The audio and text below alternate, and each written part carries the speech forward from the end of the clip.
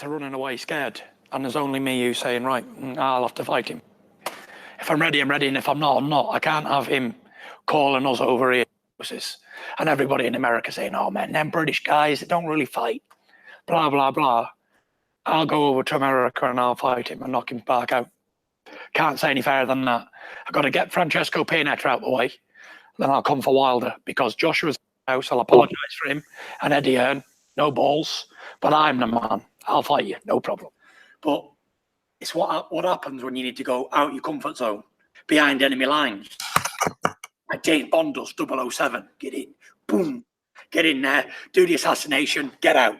I've done it before in Germany, hostile environment, 50,000 Germans. Went in there, took his belts, chawed them, home, see you later.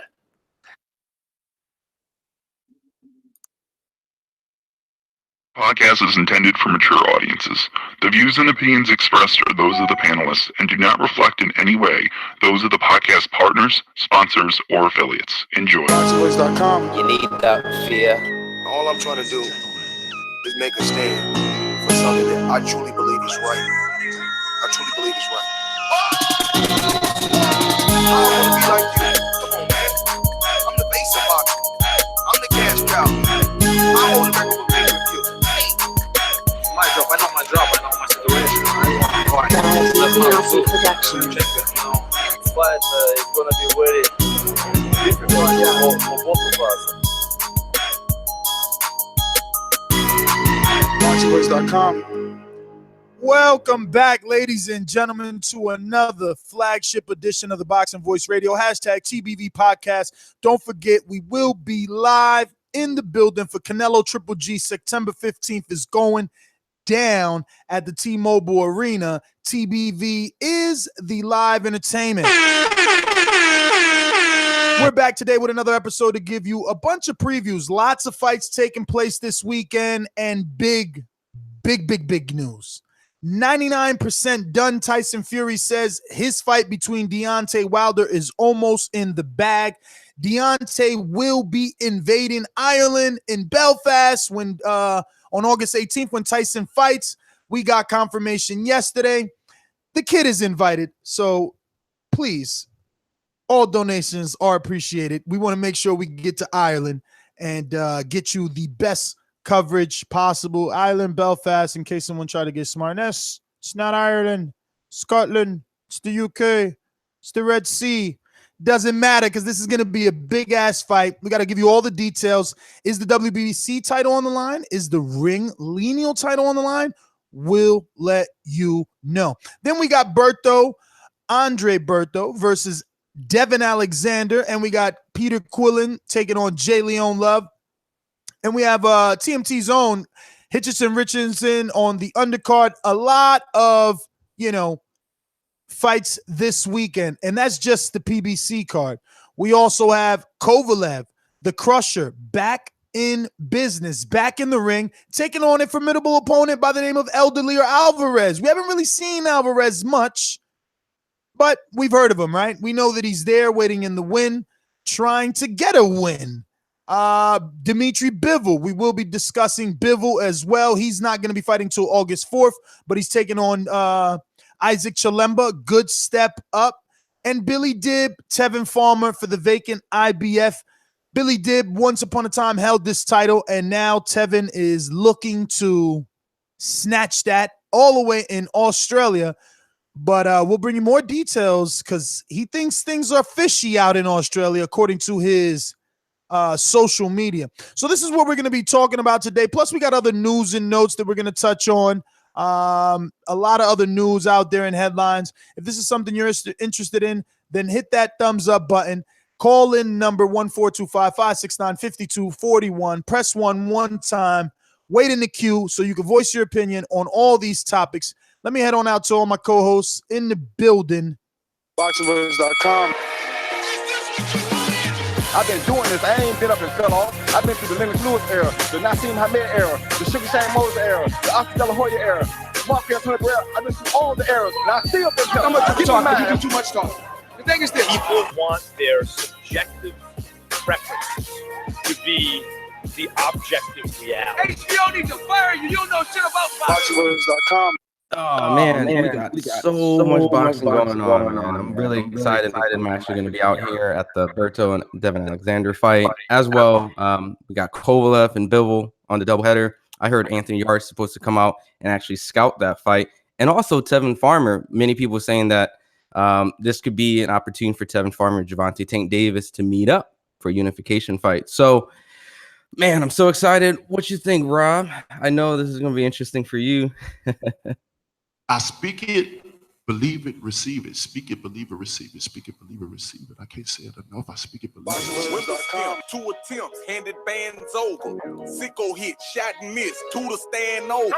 Breadwinner, huh? Look who in the building. Let me check my Instagram. I might be at 1 million. ThaBoxingvoice.com. Yo, what's up, family? We back with another one. We got the Wilder and the Fury news, big news. I'm loving that news. I know Rob loved it too. Also, we got Tevin Farmer in action tomorrow morning, not tomorrow night, tomorrow morning on ESPN Plus. And we got some light heavyweight action with Sergey Kovalev coming back and the emerging prospect in Dimitri Bivol. So excited to see what the weekend brings. Dollar DiBiase Productions. BJ was gonna beat me, didn't ya? You predict he's gonna beat me. He got smashed. Why isn't Wilder sold out 90,000? This guy has been pro for like 8 years, 9 years. If Wilder wants some of his work, you can definitely get it on ASAP. ThaBoxingvoice.com. Yeah, welcome back, everybody. Another edition of the Boxing Voice. Why are you shaking your head?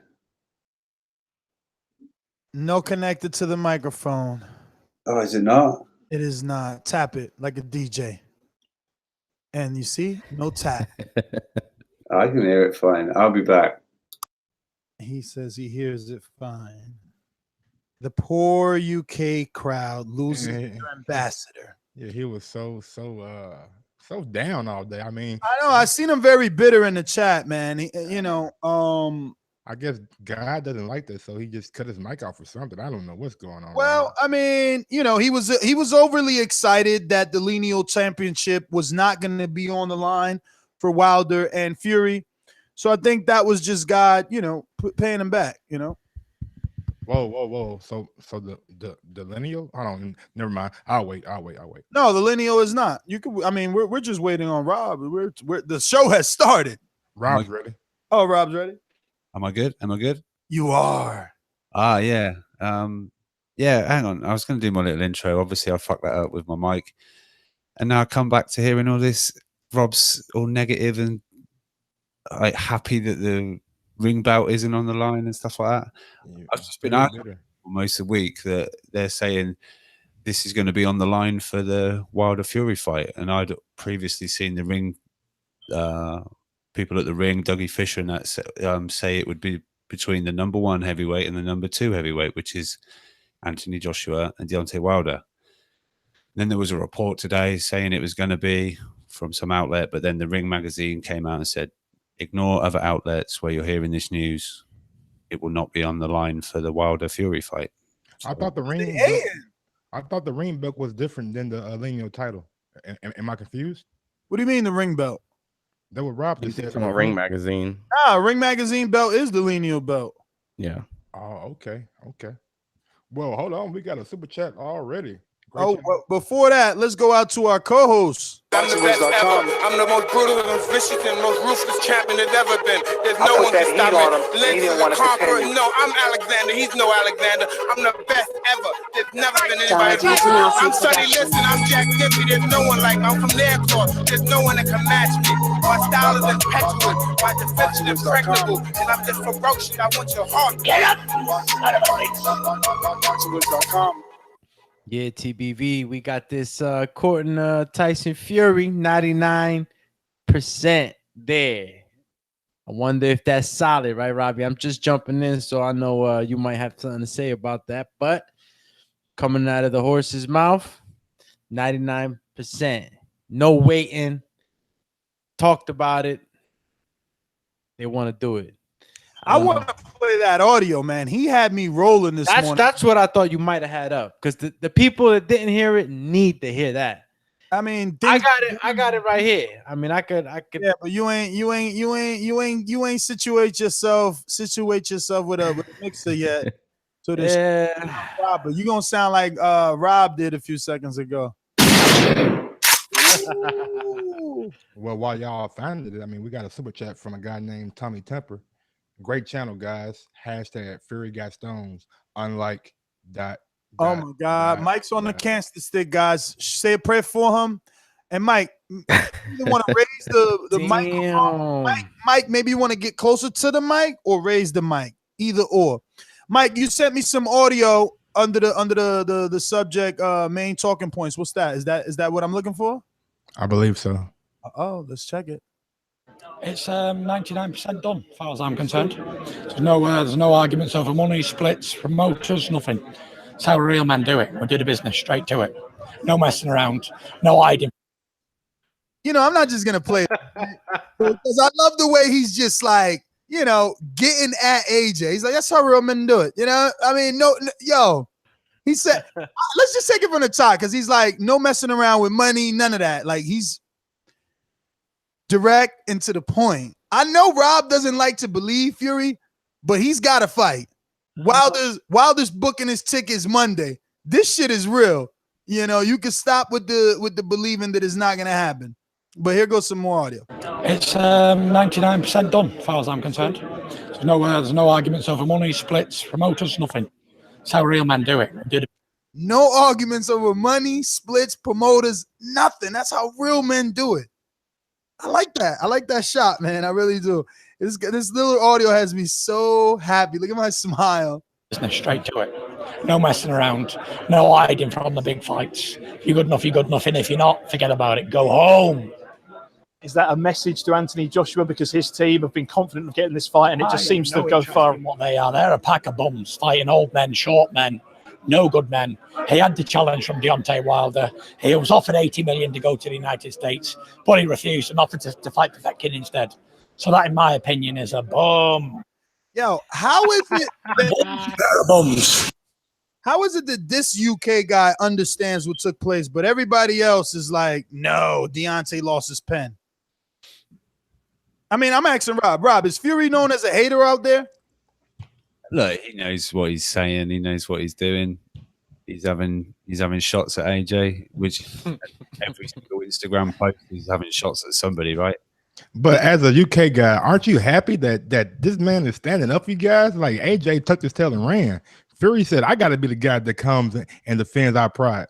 Yeah, I mean, it's all saying it's 99% done, and you're saying Wilder's booking his flight on Monday. Well, his own promoter or manager said, hopefully this deal gets done next week. So maybe he should just hold off until it's done. Remember, we've seen... Yeah, next week. Wilder's booking his flight Monday. They land on the 16th. Like, I mean, what's wrong? Everything sounds on par. He's booking his flight next week. His manager said it should be done next week. Hopefully this will be done next week. I mean, of course he's saying hopefully because nothing is set in stone till it's in ink, right? I mean, come on. Remember, I hear you trying to be pessimistic for AJ and the protection. So Robbie, you acting like you ain't standing behind Fury on this one? Huh? You're not standing behind Fury on this one? Look, if this fight gets made, you know where I'm going to be waving the flag for. It's fine. But remember, we've seen Fury at Klitschko rematch press conference and things like that. And there's a lot of people doubting this is going to happen. Some are saying this is like just a joint effort to, I don't know, throw shade at AJ or something. But they're going out of their way, doing all of this just to throw shade at Mr. AJ. What a masquerade these guys are putting on just to make AJ look bad. They're actually not gonna fight. Is that what the people are saying? The detractors in Protector Land? Read through YouTube comments and things like that on videos and things like that.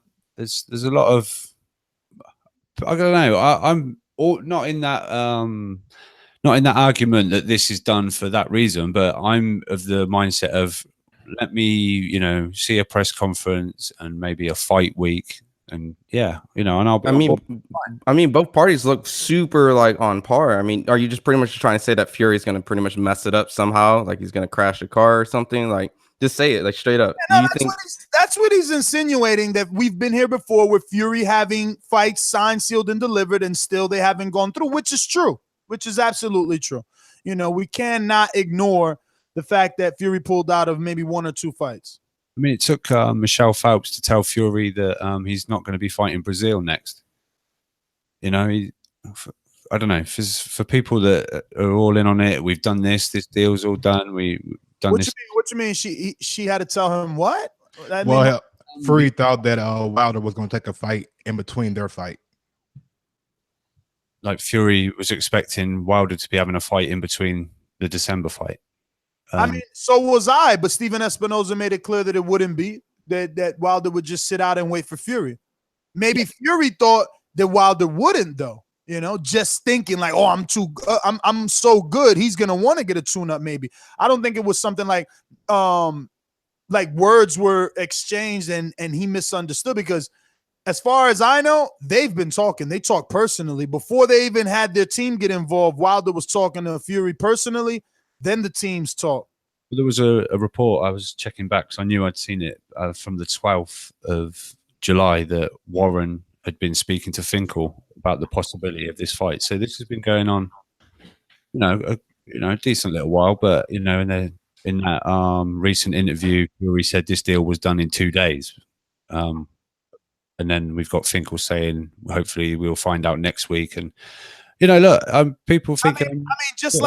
Hold on. This guy is learning very well from Eddie Hearn. Just like Eddie Hearn and Sergey Derevchenko, Daniel Jacobs, right? They had an agreement, no date, just a month, no contract, right?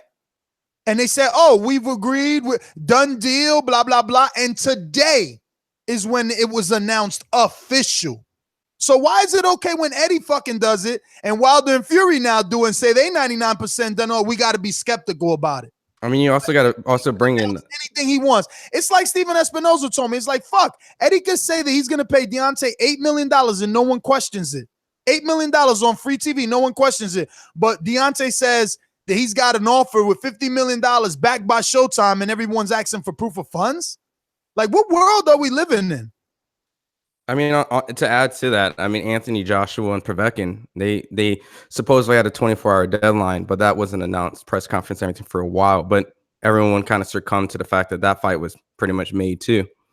Well, Nest, it's Eddie. I think Eddie we trust. I don't know. It's either that or I got to play the race card. Like, why is it okay for Eddie to say whatever he said? Oh, Povetkin and Joshua, that's done.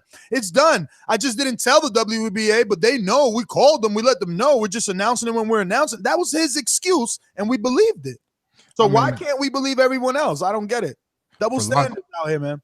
For logical reasons, we know AJ is the cash cow and everybody wants to fight him. So if Povetkin says he's going to wait for AJ and Wilder to make their mind up, we should believe that. And the reason why we don't question the $8 million is because, like the reason you brought up to Steven Espinoza, he's backed by the zone, a so-called $1 billion deal. That's why. All right, but when PBC came out, the world knew that PBC had $500 million. All right, and they still question every move they did. I'm telling you, bro. I'm telling you, it's odd to me. I wasn't one of those people. Obviously, this deal was easy to make because this is obviously like a voluntary defense, not a undisputed, unification or anything where there's perhaps more to hash out. Would that be fair? That is fair. That is fair. There's more belts, more money, more split. But a split is a split. Split is a split. I mean, you're either the A side or you're not. Yeah. And interestingly, obviously, Wilder's the A side in this with the bout and everything, but Fury is the favorite over here. The bookies have got Fury, as the favorite, and Wilder is the underdog. Where are you getting those odds from? Because I called my bookie and they're saying they don't see any odds for that fight yet. Yeah, Sky Bet do odds for like potential fights, and they've got, I think Fury is a +110. And that's good money. I want to, you know why? The minute I seen that in the production chat, I called my bookie. I was about to lay it the fuck down. I called my bookie, I called my financial advisor, and I called my fucking bank. I was about to refi, bitch. Re-fucking-fi. I was going to do Jason Litzau versus Celestino Caballero. I was going to get a motherfucking second mortgage out and bet the house. I was going to get that plus 110. I want that.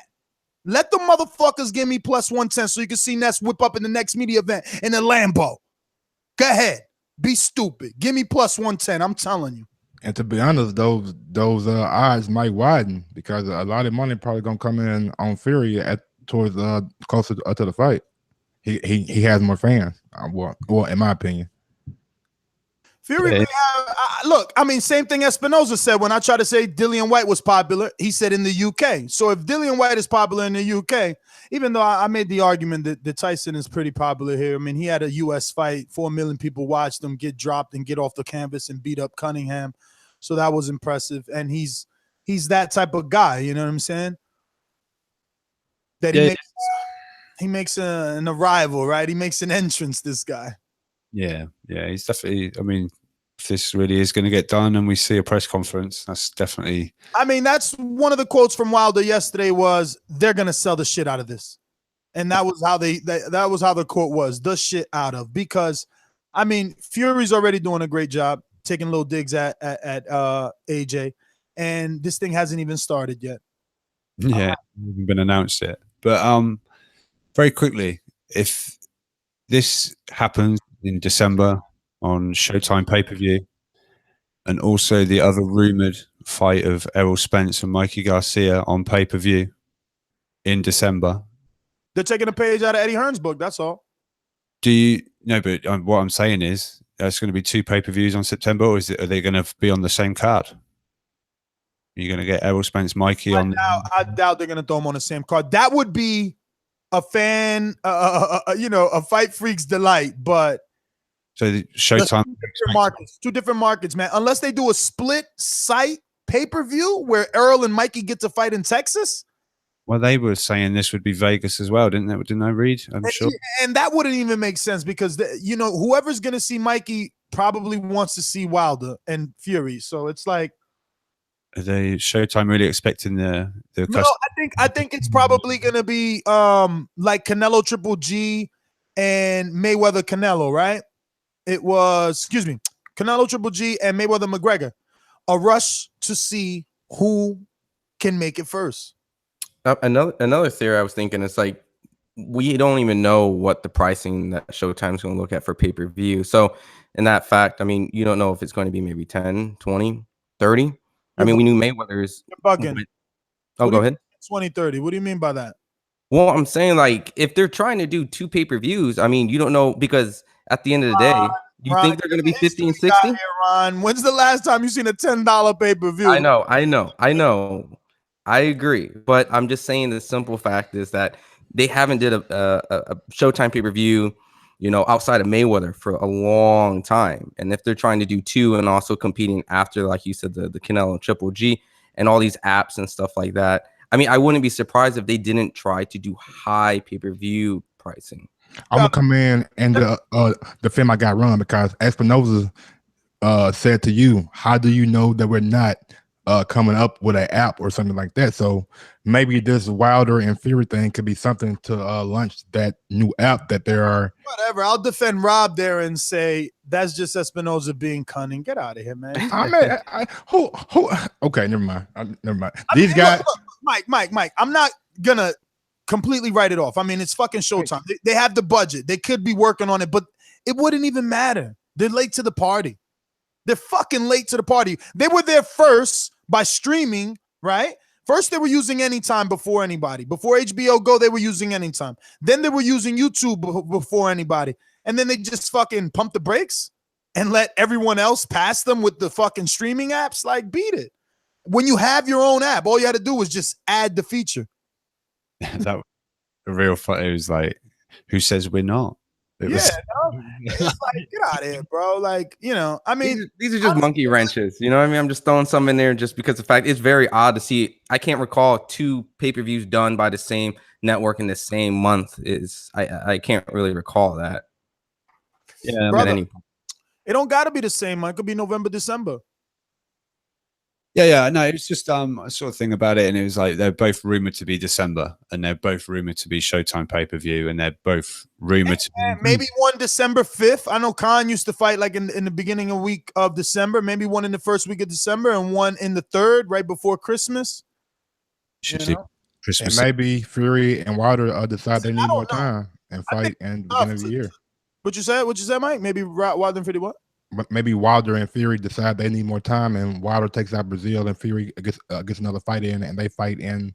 I mean, we don't know the details to the contract. You're right, and Rob brought up the interview.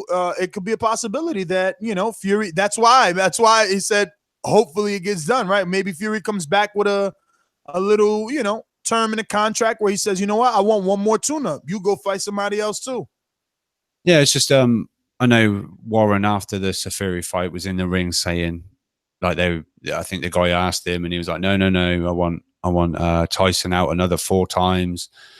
He needs rounds under his belt, and this, that, and the other. And as long as we see a progression in the the opponent, then all of a sudden, bang, it's going to be Wilder after 3. Like, I don't know, but if it happens, I mean, listen, Fury isn't Vlad.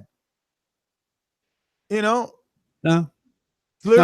Fury is probably thinking of longevity. Vlad was, going for gusto, one more shot, so he didn't try to take the tune-up route. For him, it was more like all or nothing. If I make it, I keep fighting. If I don't, I retire, And Fury could be getting pressured by BT. Rob, correct me if I'm wrong. Did BT not lose Premier Soccer or Premier Football? I don't know if they're going to be pressuring him, though, because according to Frank Warren, that they did like 800,000 for that last fight, which was a nobody. Yeah. It's like, so they got to be happy with the ratings that Fury's pulling in. Yeah, to me, I just see it a little, I don't know, maybe a little too soon. Bang, straight in with the Wilder. Frank Warren said that BT have invested a lot of time and money into Fury. And it wasn't it something like a 5-fight deal or something, but 3rd fight in, he's going up against potentially the heaviest hitting heavyweight out there. And I like how you talk about Wilder when he's not facing Joshua. Oh yeah, that's all right. No, I'm happy to talk about anything, but I'm usually pushed into the corner and have to poke you with my flag. Now, do you find Tyson Fury as a credible opponent? Like, would Wilder get credit for beating Tyson Fury to your own? I mean, I've already said he's not like, oh, wow, Fury's been out 3 years and he fought 2 bums. Wilder, doing more of the same. But this is better than the Vlad fight. The only reason why I bring this up, because I was doing some like old school, I was going through some old footage, and I actually remember that after Anthony Joshua beat Vladimir, all he was screaming and talking about in the posts is that he wanted Tyson Fury. He wanted Tyson Fury. I want Tyson Fury. Didn't bring anything about Deontay Wilder. He specifically said, let's bring Tyson Fury out and let's have like the biggest UK fight. And he's not going to get that because it looks like Deontay. But so does that discredit what Anthony Joshua wanted back then? Now Deontay's getting it. Discredit. The protectors will just omit that out of their memory log. They'll backspace that and just say, Wilder's fighting another bum because Fury's been on coke and it's been 3 years. You know how it's gonna go, bro. But how do y'all feel about the narrative, though? It's never gonna play out any different until those 2 guys meet. They both have huge fandoms that it's a Mayweather-Pacquiao all over again. I mean, right now, not for nothing, but Tyson Fury's looking like he's in really good shape. I mean, I know his last opponent wasn't much of a Tyson Fury's getting knocked the fuck out. I don't know about getting knocked the fuck out. He was able to the cruiserweight. Steve Cunningham, the cruiserweight, put him down. Let me tell you something. He managed to stay on his feet and not get knocked out by Vladimir Klitschko. Vladimir, man. And Vladimir is a better boxer. In my opinion. You're right. Than Deontay. You're right. A better boxer, a safer boxer, no risk boxer, waits till 8, 10, 12 rounds to get the knockout boxer. Definitely not Wilder. Definitely not the pressure or the fucking demeanor, right? Because he might take him for a dance. It's a different story being across the ring from someone that's giving you time. You know it and I know it. Someone that's not all over you, it's a different fight. You can breathe, you can think. But someone that's over you and someone that has power to hurt you, you thinking about what the fuck is coming at you all day. You've been in the ring, don't act funny. Somebody that's over you, but at the same time, Gerald Washington did go 5 rounds and was boxing Wilder very, very good. And I'm not, nobody's going to say that Gerald Washington is a boxer like Tyson Fury. And Tyson Fury has some of the best footwork for a big guy boxer around. That's right, Mike. People have a misconception with this Gerald Washington fight. Well, let me know then, baby. Like, didn't you see how he scored the knockout? It was a counterpunch. I'm not doubting Wilder. I'm just playing devil's advocate. I mean, but there's really not any advocate to play because it's like no one fights the same, right? Danny Garcia had an interview with me this weekend. He said, like, you could watch all the tape you want on me. That don't mean nothing. Like, I could watch every tape Sean Porter had, and then he might not come at me. He could choose to box. So then what? You know what I'm saying? So I'm saying all that to say that one day Wilder could be a counterpuncher. One day he could work behind a jab like Bermain Stavern won. One day he could be an inside fighter like he did with Dunn Hoppus and beat the shit out of you with uppercuts. One day he can knock you out and finish you with an uppercut like he did Luis Ortiz. One day it'll be the right hand that breaks through your guard and still fucks you up. One day it'll be the left hook that starts it all off. You know what I'm saying? I really think that Tyson's a more dangerous fight than AJ. Me too, man. I do too because the guy can move and box. Tell Scott Bet to give me that plus 110. I don't know. And this, man, you gotta stop being so disrespectful, man. You can't just dismiss Tyson Fury, man, like you're doing. Like you are just like literally dismissing this guy. You need to go back and watch that fight. Go watch Steve Cunningham. Okay. Go watch Vladimir fucking Klitschko. That I watched the Vlad fight now, but I haven't seen the I mean, but those are punches you to watch. Listen, these are the odds you play. Look, tell me another time where Tyson Fury's been knocked down. Tell me another time where he's been knocked down. He was knocked down by another dude that I can't even pronounce his name, bro. Stop disrespecting, bro. You don't even know. He punched himself. Name another fighter that uppercut himself. You can't just bring that up to throw dirt on him. Come on, man. Listen, you call Wilder wild. I'm calling Tyson. I didn't call him wild. I'm just saying that Tyson, in my opinion, is a better boxer. And there's different calibers of mentality and championship thoroughbred. You know what I mean? He's not scared of Wilder at all. A lot of guys that step in there with him, they step in with Wilder, they're beaten before they even get in there. They're scared.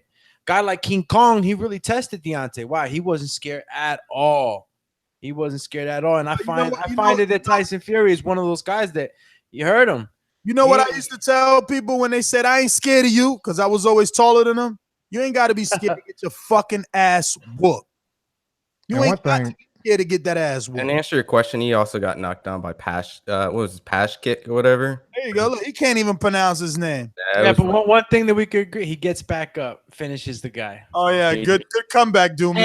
And you're talking about early in his career knockdowns. Name another guy. Oh, yeah, Doomy, you can't say that. No, what I'm saying is the circumstance. Okay, he got knocked down. Yeah, you named me two. But that was a young Tyson Fury, an earlier Tyson Fury. But Doomy, you know when Wilder hits somebody, ain't really no getting back up, bro.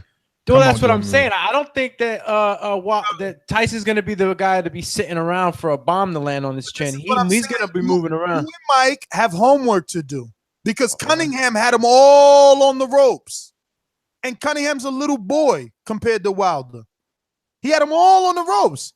There's no reason for Fury to be all on the ropes, leaning back, letting Cunningham work. Come on, you crazy? When Wilder hits that guard, it's shattering. Yeah, but I don't see. That's the thing. I don't see Fury sitting around on the ropes with his guard up. He don't got to. What you think the double jab right hand is for? Listen, and he's just as big, if not bigger, taller than Wilder. So it's like this is going to be new territory for Wilder in the sense that he's not gonna have that advantage as Well, far lucky as his reach. TV listeners will be in camp, so I'll let you know who he's sparring and how he looking. Know what I mean? And that's my biggest thing is the weight difference. Like we talked about last night. The Areola Wilder was the best looking Wilder that I've seen, like far as weight wise. To me, he has to put on some weight to go in the room with Tyson Fury, who's gonna be like at least 270. Man, you bugging, Mike. How am I because you all right, elaborate on that. Explain why should he put on weight to fight Tyson Fury? Tyson Fury doesn't fight like Margarito or Gennady. He's not leaning on you. He's not bringing a pressure fighter. He's not using his weight. Tyson Fury's on his toes, moving away from you. So why do I need to gain weight? How do you beat Wilder? You cut his range. At times he was using his weight against Vladimir. At times he was using his weight against Vladimir. He was leaning on him. Man, most of the times. I'm just saying, like, Yeah, Tyson Fury's a big dude. Like, if they start clinching, and get on the rope, man, just like Dylan White his ass and just lean all over him and shit. No, Vladimir's not an inside fighter. Vladimir ain't throwing no uppercuts. He ain't hitting you to the body. I'm telling you, different. And he's not at what people call wild. That's Wilder's strong suit. Look at the way he was throwing the ridiculous uppercuts versus Dunn Hoppers, but they knocked his ass out. See, you know that better than us because you've been in camp seeing the body work, seeing the inside work. We haven't necessarily, as a audience, seen that in Wilder fights. That's all I'm saying. I mean, because they're only really in Dunn Hoppers, really, in the dual Hoppers or whatever. A dual pie fight is like where he had to show a little bit of that body work, or he chose to, But we do see it in camp. We talked about that. I think we've even mentioned like him dropping people with the body shot. Listen, just not to forget, he did that little uppercut when he fought Chris Areola. When Chris Areola was trying to lean in on him. Ortiz with the uppercut. Yeah, his inside uppercuts are deadly. He does have uppercuts, So he's not a regular long fighter that only fights at the end of his reach. But like a guy like Luis Ortiz that didn't actually manage to go on the inside and actually try to trade with Deontay Wilder. Wilder was still the bigger guy. He was able to get that uppercut right under him a lot easier. A guy like Tyson Fury, I'm telling you, man, he's gonna make that difficult. And if he's able to take away Deontay Wilder's right hand, that power, it's gonna be a pretty much a long night, another 12-round night. I think I would see if that right hand doesn't land. We were questioning like why it's not done till next week. That might be one of the reasons too. Ring size. If you're Fury, you're the boxer. You want like a fucking 18, 24 foot ring, And if you're Wilder, you want a fucking 8-foot ring. If you're watching on YouTube, don't forget to hit that thumbs up button. It helps with the visibility of the show. Let's all the hosts around here know what sort of content you like. Let's move on, gentlemen. It is that time to talk about this week's fights. Time to preview the co-main event: Peter Kid Chocolate Quillin versus Jay Leon Love from the Mayweather stable. I was in New York, Long Island with Peter Quillin and Alicia Napoleon yesterday, and Quillin looks good, very good, in good spirits. But I think he took some shots in sparring. Like you could see like little swelling.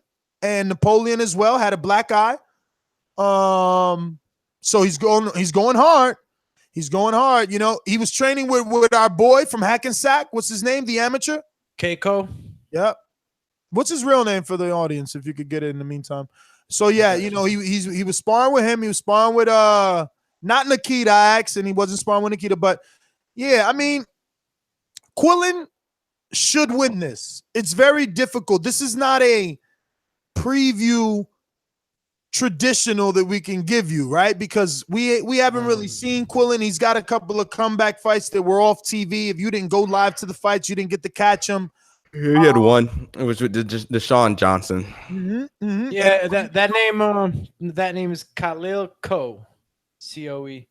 All right, he's a top amateur, I believe. Yeah, he's down there with the Four Corners boxing. Yep. So anyway, where was I with this? Well, the people that he's been sparring, they've been going hard.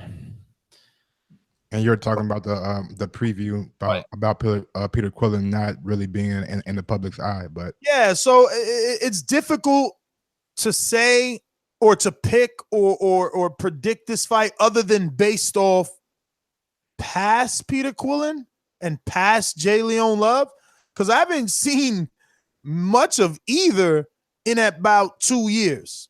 So I'm going with the thought of Peter Kid Chocolate Quillen that used to exist as the victor this Saturday over Love, because Love has always been chinny. He is technically good for the most part, but like not really that good because he always gets caught anyway. So I don't know. Maybe he's technically sound on offense, but doesn't have good defense. The point is I don't like his chin. So I'm going Quillen. But there is a rivalry here. So let's see if Jay Leon Love brings out the pain, right? I'm going Peter Quillen easy. The last fight that I saw with Jay Leon Love, he ended up getting the draw, but I thought the guy he was fighting actually did more to win. So I'm not really seeing Jay Leon Love pushing Kid Chocolate to any kind of limit. So Kid Chocolate, I mean, he's on the comeback tour, and I think this is like the perfect kind of level fighter for him to get to that next step of his comeback. Yeah, I'm probably going to go with Peter Quillen as well. He's been out by the Virgil Hunter's gym out here a little bit. You can tell he's been traveling around trying to get some really good work. And I don't know. I know Jalen Love, he had that like steroid situation in the past when he had like, when his better fights. And I know that kind of hurt him.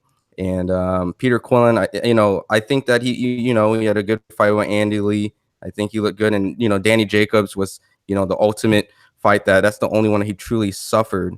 So at that point, I'm going to go with Peter Quillen just based off the people he fought, his resume. That Jacobs fight, honestly, I feel like he's never bounced back from that. You know what I mean? He still looks like a deer in the headlights.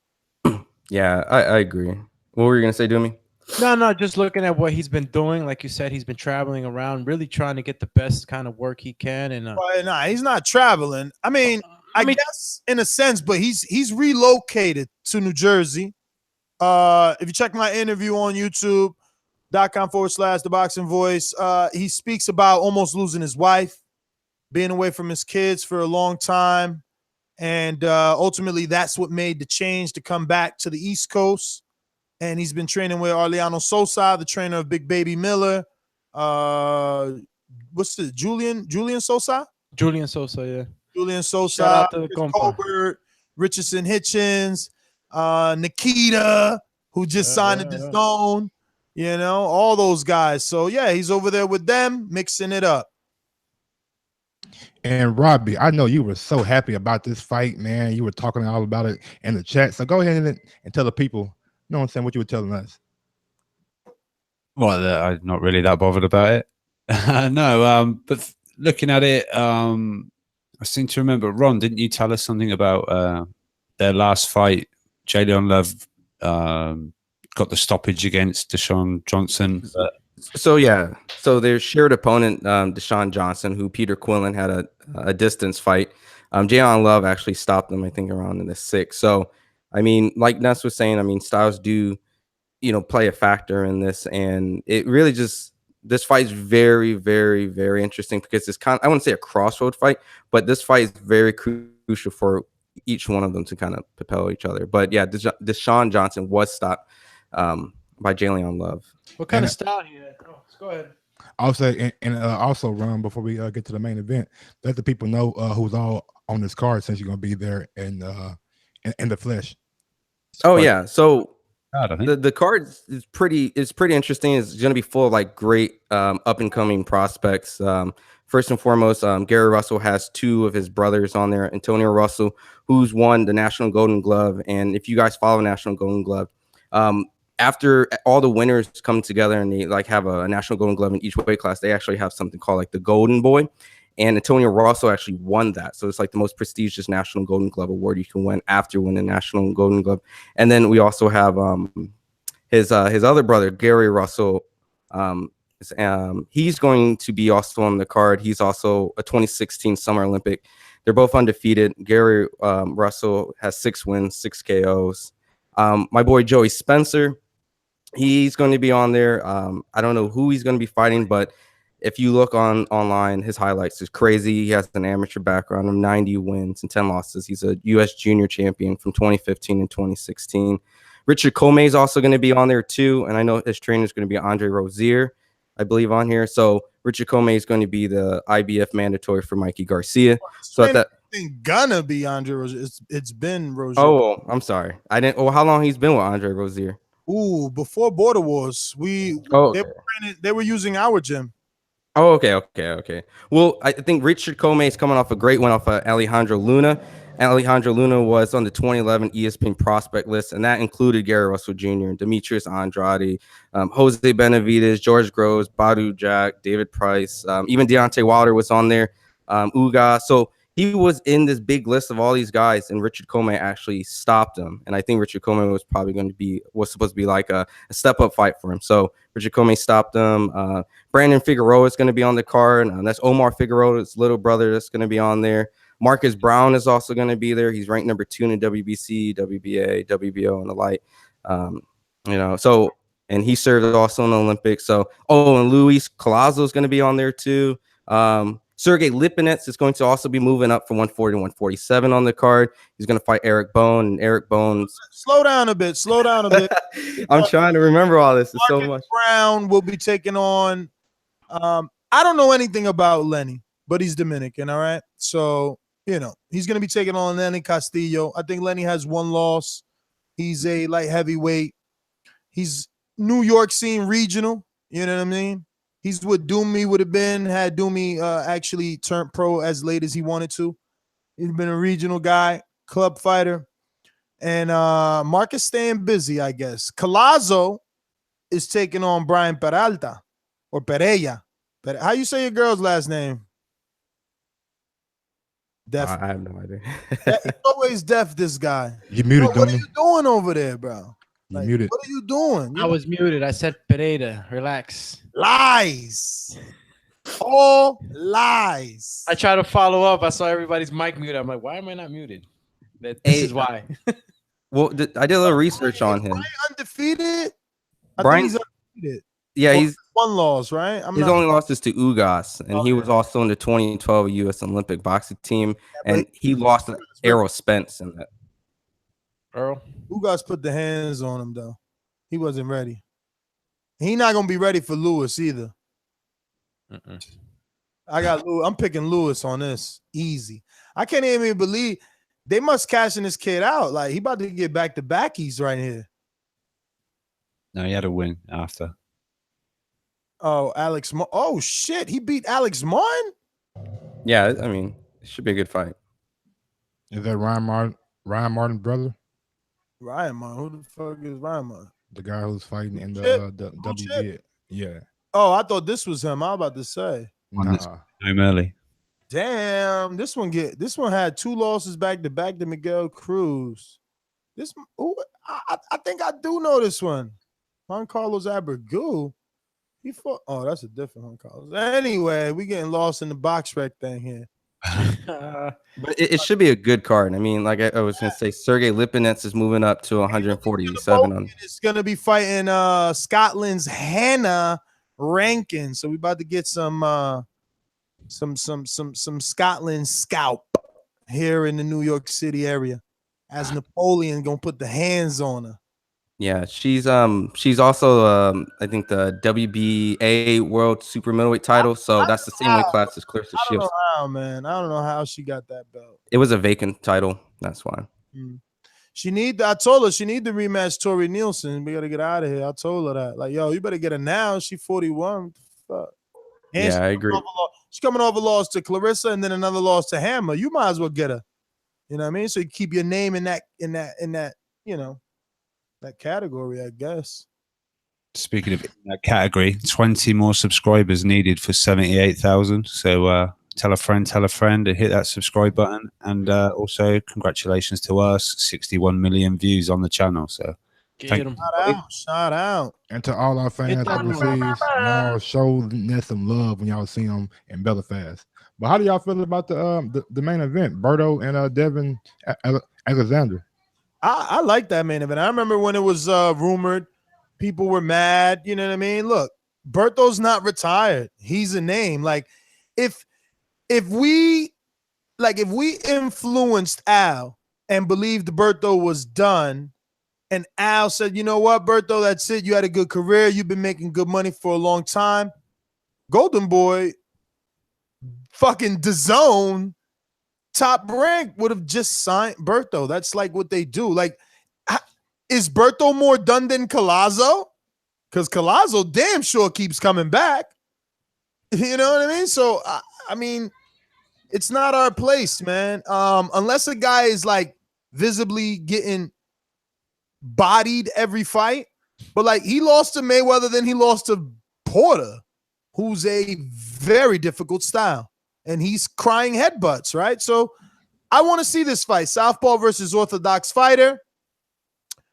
Devin Alexander is a man on a mission.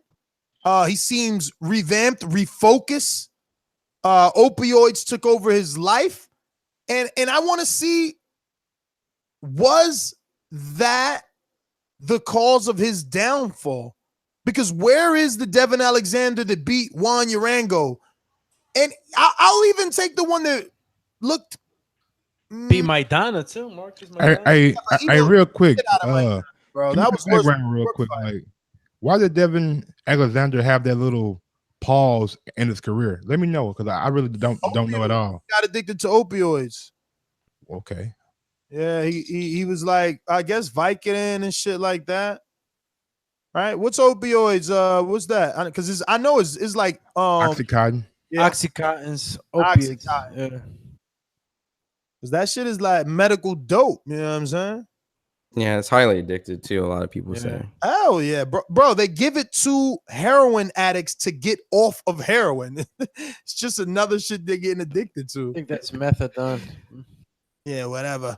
a lot of shit out there that he shouldn't have been on. And codeine. So good. You know what I mean? Like going into the Bradley fight when they were both undefeated, you know, we gave Bradley the knock for the headbutt kin back then, not Alexander. So like I'm interested to see where he's at. And he had a great fight with Victor Ortiz, but it was Victor Ortiz. So this is another step up in his comeback, you know?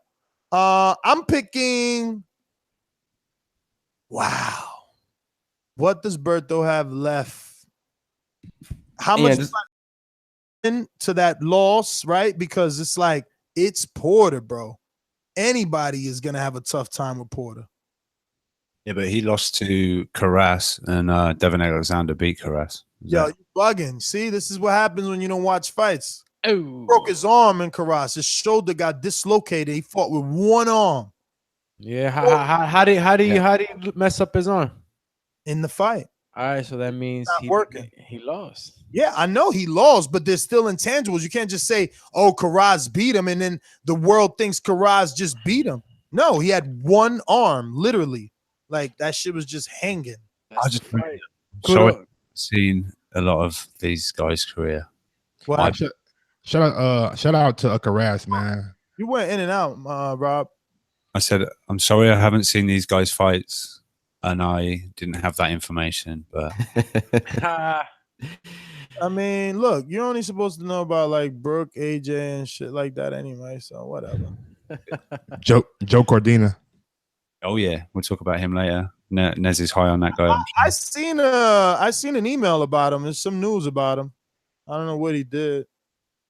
He's fighting this weekend. And another Joe, right? Sims, another Joe Sims. He signed at DAZN or something like that. He's on the same card as well, fighting this weekend.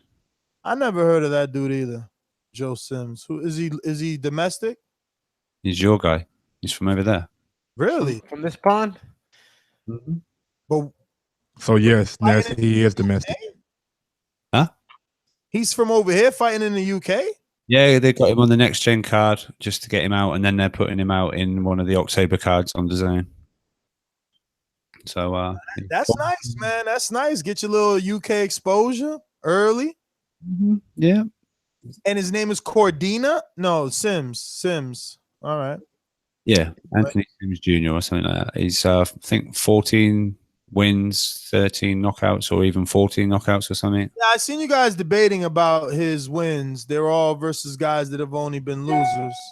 And speaking about hot young champions and hot young prospects, how do we feel about this new guy on the block, Dimitri Bivol, at the 175 light heavyweight division? This is very good. When they stop giving them Mickey Mouse fighters, maybe we could assess them properly. Sullivan Barrera is a Mickey Mouse fighter? Hell no, that's not a Mickey Mouse fighter. Nah, he's good, bro. He's a fast, solid puncher. I mean, I'm not happy about this Chilemba fight. That's like a backward step. I don't know. You beat Barrera. I agree on that. You beat Barrera, so why you fighting Chilemba? Like, I said Chilemba's still a good fight. no, yeah, stay busy, fight. You can't get no one else in the ring, but is that the case? Maybe it's HBO's way to get that guy a win on the same card as Sergey and Oh, of course. It's HBO's way of promoting them. That's what they do best. Put guys in, one-sided fights so that the guy that they're fucking bigging up looks as big as they bigged them up. I think another big thing is Isaac's only lost to like Sergey and the leader Alvarez, Tony Bellew, Alexander. Yep. So I mean, it's just a shared opponent where they can probably just see if he can perform better than they did. Like I said, it's an okay fight, but it's a step backwards because if you were to ask me who wins, Barrera or Chilemba, I would say Barrera. You know what I mean?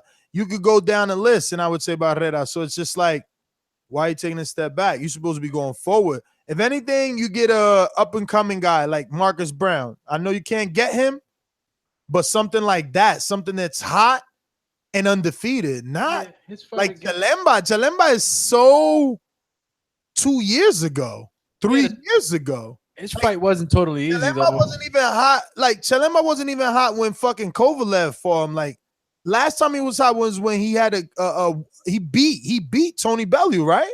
It was 1-1. They had a draw. Yeah, and then he beat Bellew that first fight. Yeah. He beat Bellew. I watched that shit. You ain't watch it, Ron? Homer. No, to be honest, I didn't. Robert, go watch your boy Bellew get spanked. Yo, that's when Bellew was a bum though, because he lost to he got knocked out by Adonis. That's why it's a beautiful story for Bellew. Like, he turned his whole career around. He moved up and got better. Got knocked out by Stevenson equals bum. All right. I'm just saying.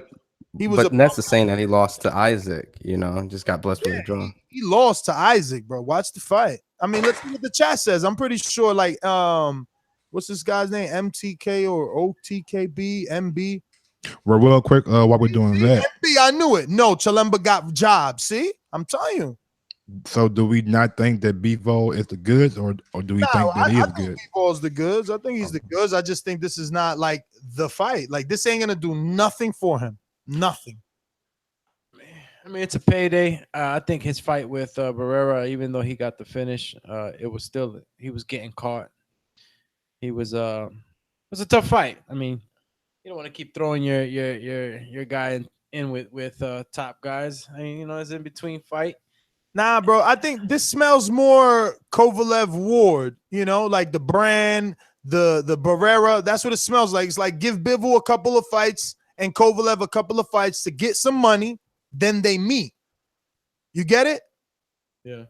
Because it's like, all right, we can't pay you $3 million each. So here, take this $1 million fight versus a guy you should beat. Take another $1 million fight versus a guy you should beat. Then go see Bivol versus each other for $2 million. You know what I'm saying? And Rob, real quick, is Eddie Hearn still like dealing with Bivol? Because I know he had him fight down in Monte Carlo. Yeah, I'm not sure what's going on with that. I think when the DAZN news was coming out, there was a report that Bivol was linked and was going to happen, and I think either his management or something, they dismissed it pretty quick. But I'm sure it will raise his head. I'm sure he's going to look to maybe not represent him, full on promoter status, but have him fight on DAZN, or maybe a one fight thing or something like that. So I'm not sure at the moment where that stands. That was the last I kind of saw of that, but he has worked with him before, obviously. So, and some extra UK news. Anthony Yard is supposed to be there ringside. He's the ranked #1 in the WBO, the Sergey Kovalev's belt. They're supposed to be in attendance at that fight. Oh, snap! It's all fast going that HBO route, huh? Oh, y'all fucking around, Sergey Kovalev. Even though it ain't even soft over there, because Bivol and Kovalev are both tough guys. Kovalev might not have that belt after this weekend, though. I'm just saying. Yeah. Bugging, bro. You think Elderly? You go ahead and pick him on the show. It's I'm your here. turn. We could go ahead. I mean, we there, right? I mean, it's time. Yeah. It's time to make it's time to go to the main event. I mean, Sergey and a leader. We all know a leader for being the step aside guy for Adonis, but the fights that I have seen him fight, I mean, again, they're probably against nobody's. The guy looked very impressive. Well, he fought an older Pascal, which was beaten. Very impressive. My man, basic as hell. Only thing impressive about him is how that ridiculous fucking what is that? What is it called? My God, that was like some back in the day Malcolm X shit. What the fuck? That relaxer. Ridiculous relaxer. That's the only thing crazy about that motherfucker. Get out of here, man. He gonna get pulverized. Now you know what? There's a chance that he could outbox Kovalev. Slight chance. If he can hurt Kovalev, like if he can get Kovalev's respect, because Ishmael Salas was kind of doing a little bit. Not Ishmael Salas, I'm saying that wrong. Ishmael Salat. Ishmael Salat, maybe, yeah. Yeah, I think it was him. Light-skinned brother. He was doing well, but if you can't hurt Kovalev, you're gonna get knocked down. That's just how it goes. Yeah, and Leader Alvarez isn't known as to be like a knockout artist. I think he's mad basic, bro. He's like jabby jab, right hand around the ring. Like he's not doing much of anything. He's basic. Yeah, he has 23 wins, 11 KOs. To be exact. I hadn't really heard too much about this guy here. Well, I'm going Kovalev. Yeah, Kovalev stops this guy. Are you writing today, Doomy, or are you in La La Land? Yeah, Doomy, write me down. Doomy, write me down. I'm waiting for a solid statement from each one of you. What do you mean? We picked Berto's fight and Quillen's fight. We've been picking fights, fams. Oh no! Dude, you want to do the end of the show? He's gonna hit us with no. I was in the chat, man. I'll be in the chat. Y'all was doing y'all picks. I didn't hear no picks, man. So who did you pick? This guy is fucking hilarious. I'm happy right now, bro. Quillen, you know I'm going with my boy Quillen. And the Berto Devin, I'm going with Devin. Berto's on his way out. What about Quillen, bro? Quillen, come on, you know that's my boy. I'm going with Quillen, man. And he's had you. I was gonna say it, but you cut me off when I was talking about him. Even though he hasn't been traveling like from state to state, he has been. You can see that he's been looking for the best work he's been trying to get. You know, and he's training with Julian Sosa now. Those guys are pretty damn good. I see him working really hard and he's punching really hard. He's looking really physically he's looking good. So I think it's going to be a good night for Peter Quillen. Kovalev stops. I don't know if you got the list, bro, but I got Berto and Quillen, and I got Kovalev. I don't got Berto. I got Alexander, Quillen, and Kovalev. All right, I got you. Bivol and Farmer. All right, hold on. We ain't got the Farmer yet, but hold on. Let me get my shit ready. All right, for the Leader Alvarez and Kovalev fight. Ready, Doomy? He going with the style with the upset. Go ahead, Mike. Kovalev. I thought he was gonna go for the crow special. Bivol. You got Bivol. I got Berto beating Alexander though. That's the one. Yeah, that's the one that I'm coming up. And I got Peter Quillen, of course. Jalen Love, Deer Meat. You know what it is? I'm gonna put that too. Devin Alexander ain't got no power at 47. He's all volume, like, and I mean the sound of his voice. He ain't really doing shit. Yeah, and Berto got good hand speed and he got pop. Yeah, but he flat foot as hell. I mean, that's pretty good when you're trading shots. You know, you want to be set really good on your punches. You know, that delivers more power. So, but he moves around. But when he's sitting there, he throws with speed and he sets good on his punches. Can somebody please tell me who the hell Billy Dibb is, or Philly Dibb, or whoever the fuck? Billy Dibb from Australia, former IBF champion, lost his belt to Ivani Gradovic, who used to train with Robert Garcia. Who the fuck is that guy? Yeah, he's not around no more. That's what happens when you got those Mexican styles and you ain't Mexican. Yeah, beware, Joe Joyce, beware. So yeah, Billy Dib is that dude. Billy Dib also who the fuck did Billy Dib lose? Oh, he lost to Gladovich, but he lost to someone else too, like someone weak, maybe like Chris Martin or not Chris Martin, Steve Martin, maybe Steve Martin, like fucking 10 years ago. Billy Dib, I mean, look, bro, he won a world title. Who am I to say anything other than he used to be a former champion, but he will lose to Tevin Farmer. Yeah, he was a champion in like 2011. So, but it is in Australia and motherfucking Tevin was like some fishy shit going on down here. It say something was going on down there, and it's in another country, and Tevin ain't got no fucking power at all, none. He lost to Gradovich twice, and also to Kishimura and Steve Luvano. No, I think that Luvano is Luevano. All right. Sorry. I remember that. That's probably why I said Steve Martin. Steve Luvano. Yeah.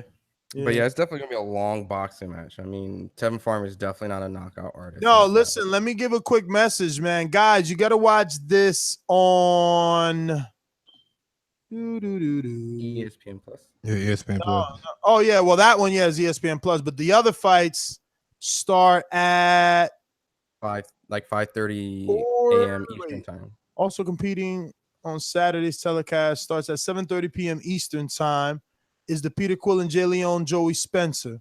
And then at 5:30 Eastern time is the Marcus Brown, Luis Collazo, Brian Peraya, Lenny Castillo, and Alicia Napoleon. And then I guess, I don't know, the main event is Berto and them. Are they streaming the Marcus Brown card? No, it's going to be on Fox Sports 2 and Fox Sports Deportes telecast beginning at 5:30 p.m. Eastern, 2:30. They put Eastern. These guys are bugging. 2:30 Pacific time. Typos on their press releases. So, Dan, Spencer's a 154-pounder, that little young kid. Yeah, he's big as fuck. That motherfucker go take a shit. The fuck? Yeah. He looked too little to be 54 already. Sheesh. That's true, man. That means when he's an adult, he'll be finishing out like 68, probably 75. Any other news and notes you guys want to touch on before we open up these phone lines? Of course, man. The God is back. The God is back. Charles Martin. He's supposed to be fighting. Getting knocked out. He's fighting this week? No. September 8th. Yeah, he's fighting Adam Kornacki. I'm just bullshit. I'm just Kornacki gonna knock him out. Of course. But going back real quick to that, Tevin Farmer, there's actually Costa Sue's son supposed to fight on, and he's supposed to be like this up and coming prospect that hits pretty hard. So if you want to watch undercard on that, I would definitely check out his son. Me and Pittsburgh Brew watched his last fight. I was at work, he was doing something, and he sent a link, and we were watching that at weird times of the day. It was in Australia. He looks pretty decent, but obviously. Also, Willie Moreau Jr. is back in action against Jamal James on August 24th. No, whoa. Come on, bruh. Where you getting your info from, man? It's like, where my guns at? Mike. I don't even know where the gun's at no more. Put your vest on, Mike. Put your vest on. My bad. I read that all wrong. Put your vest on, Mike. I read that all wrong. No, Monroe is actually a fight, bro. Shout out to Al Heyman signing Monroe. He's fighting Emmanuel Lee. Yeah, he's not fighting. But on some extra news, Lucas Matisse retired. He put out his published. Shout out to Matisse. Yeah, the machine, man. He got that $2 million. He was like, I see you. He probably gonna flip that $2 million with the Argentine drug lord Marcos Maidana. That's a joke. He was looking like he was the Don Juan over there in front of Versace. Bro, he's always in Versace and shit. Like the new Pablo. He just bought new Versace comforters. Also, Rock Nation and Guillermo parted ways. Yes. I wonder if the Zone picks up Lil Rigo now. The first message on Michael Benson's tweet saying that had happened, Rock Nation have parted ways. Someone said, "Go get him, Eddie. Go get." I was like, "Come on." Nah, listen. Little guys sell over there. Like he goes over there, he fights all those guys. Like he just got to live out there. Forget it. He needs to stop trying to make a name in the U.S. It's just like, so someone's a free agent. Get him, Eddie. Get him for the zone. It's like, oh, just chill out. Yeah, nah, man. That's how it's got to be. You got to go. You got to go. You got to go poaching, man. You got to go poaching. Eddie was saying the Kiki dance on Yeah, I did read that somewhere. I can't remember if it was a decent source or not, but apparently Rigo's back in the gym. So, man, and then Rigo's in the gym at the retirement home. He's looking for a new social media manager. Nah, Rigo only got two options: DAZN, Go home, or Heyman. And Heyman is his best option, so he can mix it up. You know what I mean? They could probably throw him in there with Gary Russell, Leo, Abner, all those dudes. But DAZN probably get him the most money. And in some weird news, Joseph Parker's promoters are going to go back and try to get that fight relooked at because they think the knockdown in the second round had an effect on the scorecards. What? Yeah, it's bullshit. I mean, yo, we all know that knockdown was fake. We did the live fight chat and we thought it was real. Then we seen it on the replay and Y'all thought it was real. I knew it was fake from the jump. Yeah, I mean, you know, not everybody could be you, Daredevil. David without eyes. David Higgins has got more dog in him than his fighter. Who's fighting? Who's gonna? Oh, he's fighting Dennis. Run, those are facts. Run, facts. David Higgins got way more dog in him than Parker got. Yes, man. Joey Joyce is also officially having Abel Sanchez as his trainer now. Yeah, and he's calling out Ortiz. He wants Ortiz. Yeah, yeah, but he's called out everybody. Like I wanted to believe him. The minute I read that, I'm like, ooh, that's really making a statement. But it's like, bro, you can't even get the money to get Big Baby. You gonna get the money to get Luis Ortiz? Get out of here. You ain't got no money. Also, Daniel Dubois is also fighting Kevin Johnson. Talk about stepping it up early. What's this? A 7 fight or some shit? You got to make your mind up when it's a good fight or not. Kevin Johnson. Yo, Rob, what did I just say? Talk about stepping it up early. Isn't this his 7th fight? How the fuck won't you give him credit for fighting? Oh, no. Why wouldn't you give AJ credit when he done it in like the 13th fight or 12th? It wasn't a 12 or the 13. It was like the 16th, wasn't it? And it ain't his 7th fight. Dubois is 19, ain't he? Yeah, man. Like stop with your AJ obsession, bro. There's other people out there doing better things. This guy is younger, doing it faster. Yeah. He's 3 years older and doing it slower. Who? Kevin Johnson. He's now 3 years older and doing things slower. Brother, how many fights does Dubois have? Because he has 8. Look at that, man. I'm done with Rob. And to be fair to the Joe Joyce point, him calling out Luis Ortiz just fought on Mikey's card, which was promoted by Richard Schaefer, which signed Joe Joyce. So that fight could be possible. Haymaker Promotions, Ringstar and Haymaker have a alliance. You don't know that? I mean, but I know that it is David Haye kind of driving that Joe Joyce career. I've never heard Richard speak in the media for Joyce. Really? Nah, you did? Yes, I have heard Schaefer speak on Joyce a lot. Oh, okay. Also, anybody want to back me up? That would be the best thing for Richard Schaefer, because I know when he got back into boxing, he was expecting things to go a lot smoother. And that whole little Ringstar promotion ain't been doing nada. And the only thing that he has been able to do is whatever Heyman throwing him the bone, let him promote whatever cards he does. So, yeah, I mean, get Joe Joyce in the mix. You know what I'm saying? I mean, look, but for Luis Ortiz, it doesn't do anything, right? For Luis Ortiz, he's going to want top dollar because he's like, yo, I'm fighting a prospect, so this is all risk, no reward. So reward me. Also, ESPN landed a 7-year deal with ESPN. Yeah, they fucking canceled their deal, you mean, and rewrote it for a longer term with Top Rank. That was weird. 50. They were so pleased, was the headline, that they rip up their contract and wrote a longer one for 7 years. Yeah. Is nobody even listening to us? And Robbie, is ESPN Plus available over there where you guys are? No. Okay. No. Just checking. Yeah. Territorial? Huh? Territorial. No. So it's not territorial? Like No, we can't get it. It's geo blocked or whatever it's going to be. We can't. But yeah, part of that deal is all of Frank Warren's cards, a bunch of Japanese cards, and some Mexican sound cards. down about that, bro. You sound down about that. No. I don't know how good this Mexican. They mentioned the channels that it normally comes from, but the Mexican cards and the Tekken, that's going to be the Japanese stuff. I don't know how good that is. I obviously don't really see that content, but that's part of what this ESPN deal is. So what was this card? For this ESPN deal, with Top Rank and everything, it's also going to include Frank Warren's cards.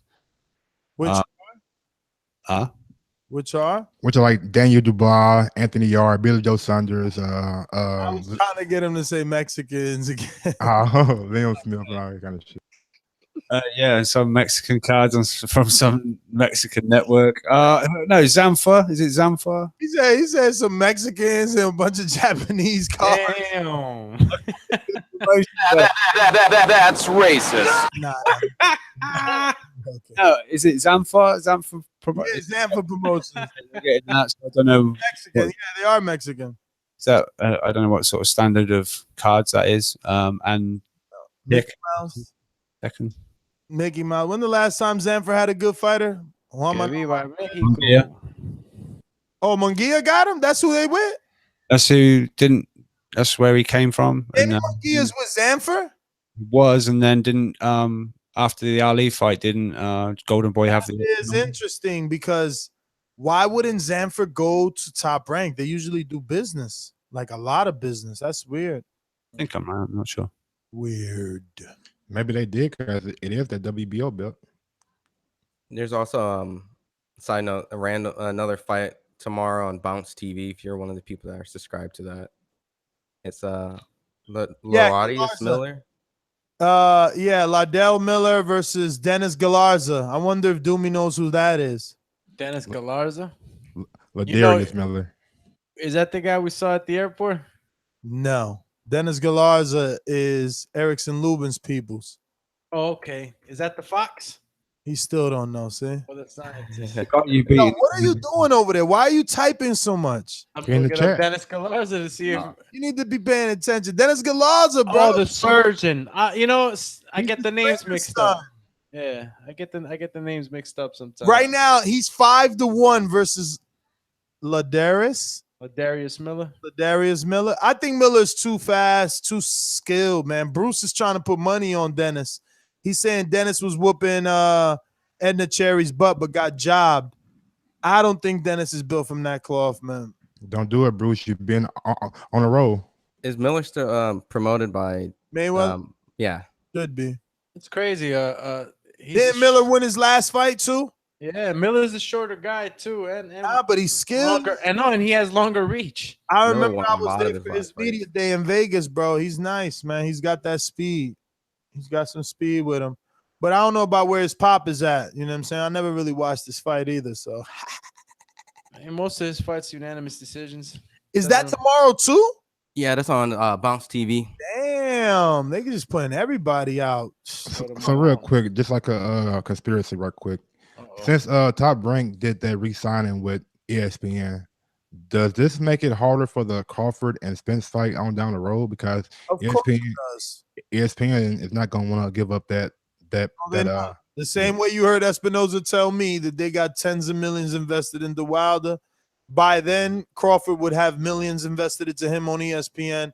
It's going to be very difficult, man. Very difficult. That's why Earl is looking at this pay-per-view, man. They got to do what they got to do. Those Cold Wars. He needs some milk. It's the only way, man. We settle things over a glass of milk and cookies. I'm telling you. Well, if you're Rob, you drink tea and crimpets. Is it crumpets or crimpets?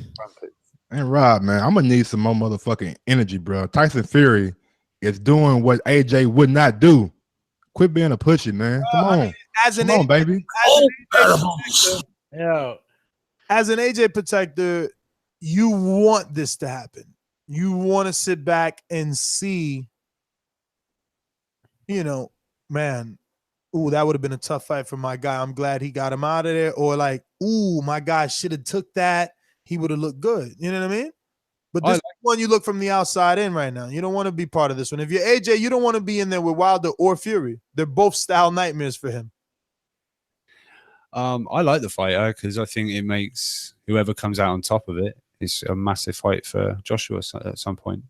Well, you mean whoever comes out on top? It's a like Joshua found himself a new A side, like because essentially whoever wins did an American pay-per-view, not Joshua. And that makes them the A side all of a sudden. If the numbers come back right. If the numbers come back right, hell yeah. Glad you don't. I'm glad you don't, so that I can take a picture of your face when negotiations start. Take it now. No, not now.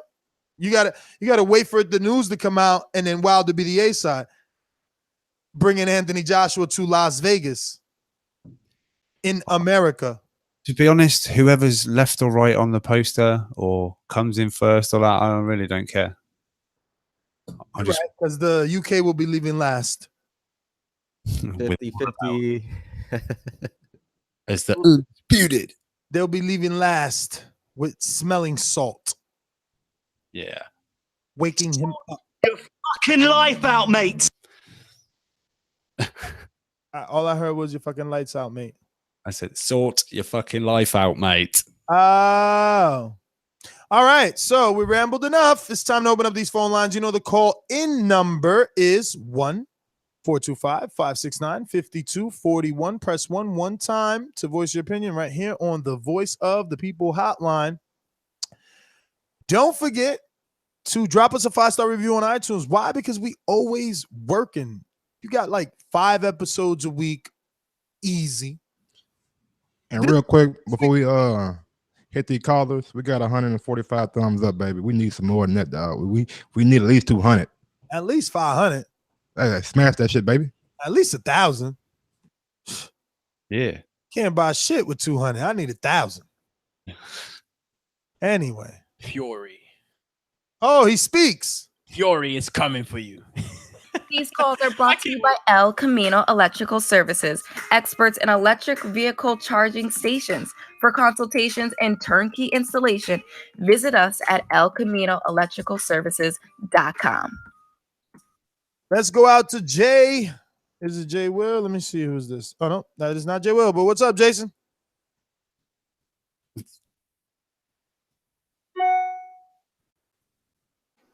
Hello. Yo.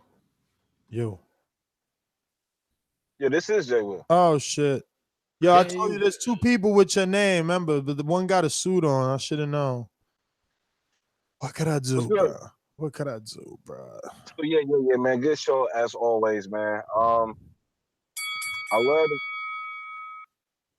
the fact that this shit with Wilder and Fury is halfway done, or I would say 99% done. I don't know, but at the end of the day, I won't believe it until they really announce the fight and do the press conference.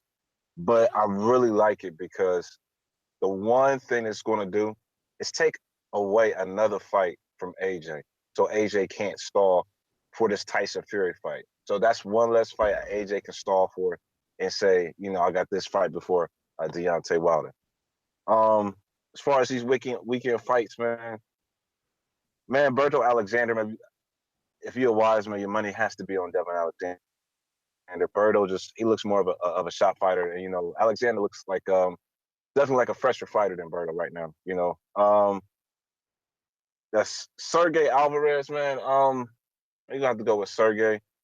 But I don't know, the little sidebar comment on the whole Bivol saying he's not really been proven or you haven't really seen. Like, I don't know, man. Like, people were saying that about Errol, and he ain't fought nobody. The only person he ain't fought was Del Greco. No. We didn't say that. We just said it's a step backwards because Barrera is proven. Like, he proved himself with Barrera.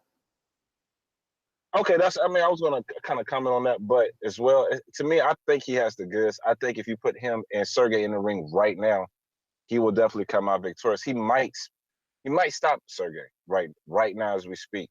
So I don't know. I just think if you have a wise boxing eye, you should see that. And other than that, man, I think that's really it, man. That's my call, man. Jay Will, man, thanks for calling. Yo, real quick, we got a special announcement from Pittsburgh Brew. 300 likes and I'll buy a on-demand show or whatever you want. Smash that like button. There you go. On demand, coming from Brewski. Chris in New York. It's been a long time. 646 Chris, what up? Oh, shit. Yo, what's good, Ness? Been a while, man. Long time. Man, it's so real. I was dying 646-478-3068. Damn. Yeah, man, this shit is crazy. But I'm definitely looking forward to these weekend's fights, man. I'm gonna be in Long Island for the Berto Alexander. Got a nice ringside seat, man. Nice. Oh, nice. I'm surprised you don't remember Lenny Castillo. He actually fought Joseph McWilliams. Nah, I know Who's real good out of Lenny. New York. I just ain't never watch him. I know him. You remember his fight with Travis Peterkins where he had that draw? From Gleason's. Yeah, that was in New York. Connecticut. Yeah, No, that was in he Connecticut, was- I think, right? Nah, that was in New York on I think it was on the undercard of might have been, I don't know if it was Thurman Porter or an earlier card, but I remember him being there because I was talking to him after the fight because he's outside and shit. But this week I definitely got to go with Devin Alexander over Berto. I feel like he definitely won his last fight against Victor Ortiz. And the fight before that, he actually dropped the guy 2 times, even though he was a journeyman. So I think he should look impressive against Andre Berto. And I think Kid Chocolate actually is going to stop Jillian Love. He's kind of chinny. And I think Jillian Love lost his last fight. And as far as the undercards, I think the undercards is amazing, man. Both the Russell brothers on there. I think Gary Antoine Russell. And the other Gary Russell, I think, who's 11-0. Yep. They're pretty good fighters, man. That whole Russell family, they're just a group of savages. I think they're all southpaws too, conveniently, you know, so, which is good. I think so. You're right on that. And I think Luis Collazo he might actually stop Brian Peralta. I mean, he's been looking for fights. You know, he's been calling out a lot of guys, and I think Luis Collazo with a win over Brian Peralta, that could definitely skyrocket him up the rankings. Hopefully, you can see him against someone like Ugas. Nice. I think that'll be definitely a good matchup. And as far as the Sergey Kovalev fight, I think that Kovalev is going to lose to Leader Alvarez. I'm going to go on. I'm probably going to be the only one who thinks that, but I think he can be outboxed. Ward showed that. You know, he's weak to his body. I think he's shot. And, you know, I don't see the same Kovalev. You know, I didn't see in his last performance against that slug he fought. Guy had no power. You know, he was just piecing Kovalev up until Kovalev stopped him. You know, I don't see Kovalev coming out looking impressive. If not, I'll eat my crow if I'm wrong. And I expect Bivol to stop Chalemba. And hopefully we can see unification between Kovalev and Bivol, or hopefully they can start fighting some of these guys on the PBC side. I would love to see Badu Jack get in the mix with some of these guys. You know, because I feel like Badu Jack definitely beat Adonis Stevenson. Chris, thanks for calling in, brother. Been a long time. Do not stay away. Troy in Baltimore. Hey, big up yourself as usual, man. You know, I've been following boxing for over 30 years, right? And this is the first time anybody has ever announced a fight or said there was going to be a fight when there was no fight to announce. There's no fight to announce. Why is everybody talking about it? Hello? Say what you mean. Talking about the Wilder and Fury. Are you referring to Wilder and Fury? Absolutely.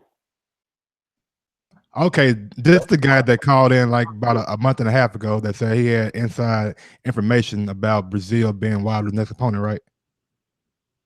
It wasn't a month ago. It wasn't a while back. It wasn't a month ago. But listen though. I don't know who I'm speaking to, but you know what?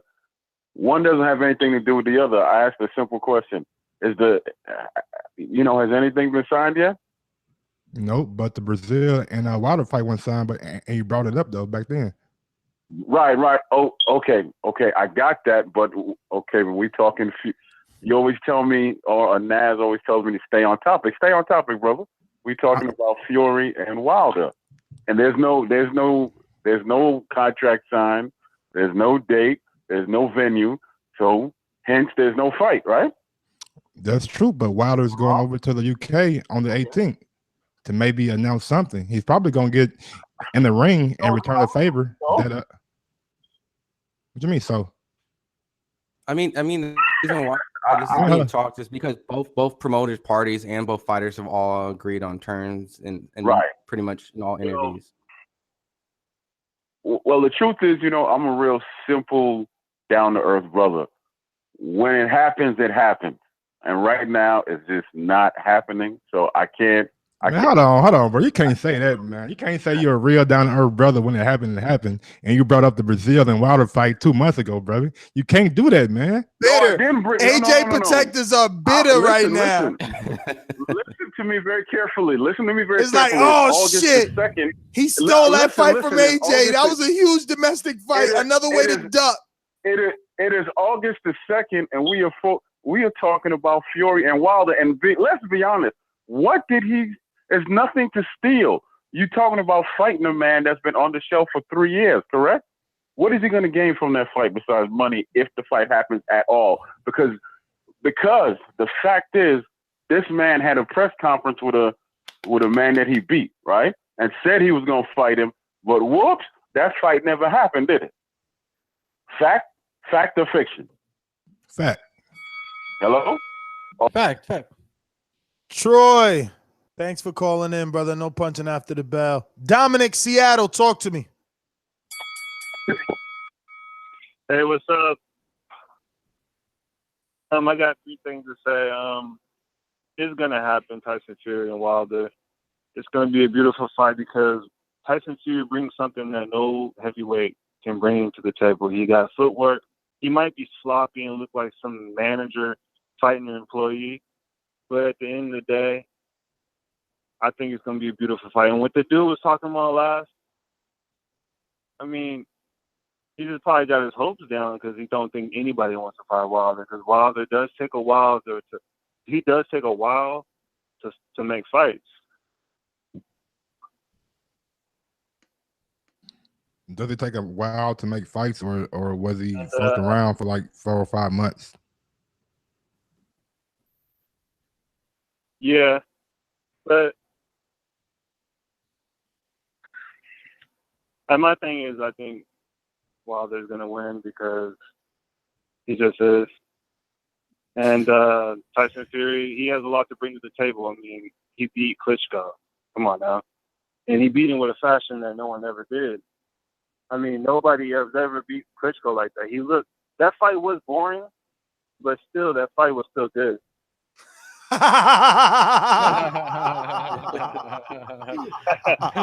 was boring. It was kind of like a Floyd Mayweather fight. Hell no. That motherfucker threw 84 punches together. The lot of them motherfuckers only landed 84. Fuck. It was a hug fest. Fuck no. A good, boring fight. That was not a Mayweather fight. It was a master of foot maneuver. And I don't know how it was born. It just was. All right, Dominic, thanks for calling in. Let's go out to our Boomerang. Just jumped in on the scene. Just like the king is what I mean. The king is what I mean. My man, get a cup and put some change inside your hand. Now hold up. Let's make this official. Everybody, let's agree that. Yo, TV motherfucking V. What's up, fellas? What's going on? I mean, yo, so this weekend, let me get right into it. Shout out to Tevin Alexander. I didn't even know, you know what I'm saying? I always got empathy for, where cats is from, where we from, and they struggle like that. You know what I'm saying? Like, yeah, I hope he get his shit together, because if he coming there playing around with Berto, all Berto needs is an excuse to try to be relevant. So whoever win this fight, you know what I'm saying? Like, you know, it doesn't put them like right in the mix, but it puts them at the bottom of the mix. So, you know, it's two, you know, decent guys that anybody else coming through, you have to come through those. As a matter of fact, since we talking about it, and Ness, you always ask this question, why the fuck Terrence Crawford can't fight Devin Alexander, the winner of Devin Alexander or Berto? You know what I'm saying? I think that's a reasonable fight after a Jeff Horn. Not that Jeff Horn was worth a fuck to me, but if we're going to talk about a reputable 147 pounders, you know what I'm saying? And I'm guessing Berto would be the more difficult fight. I think Crawford don't respect or wouldn't have to respect Devin Alexander's power.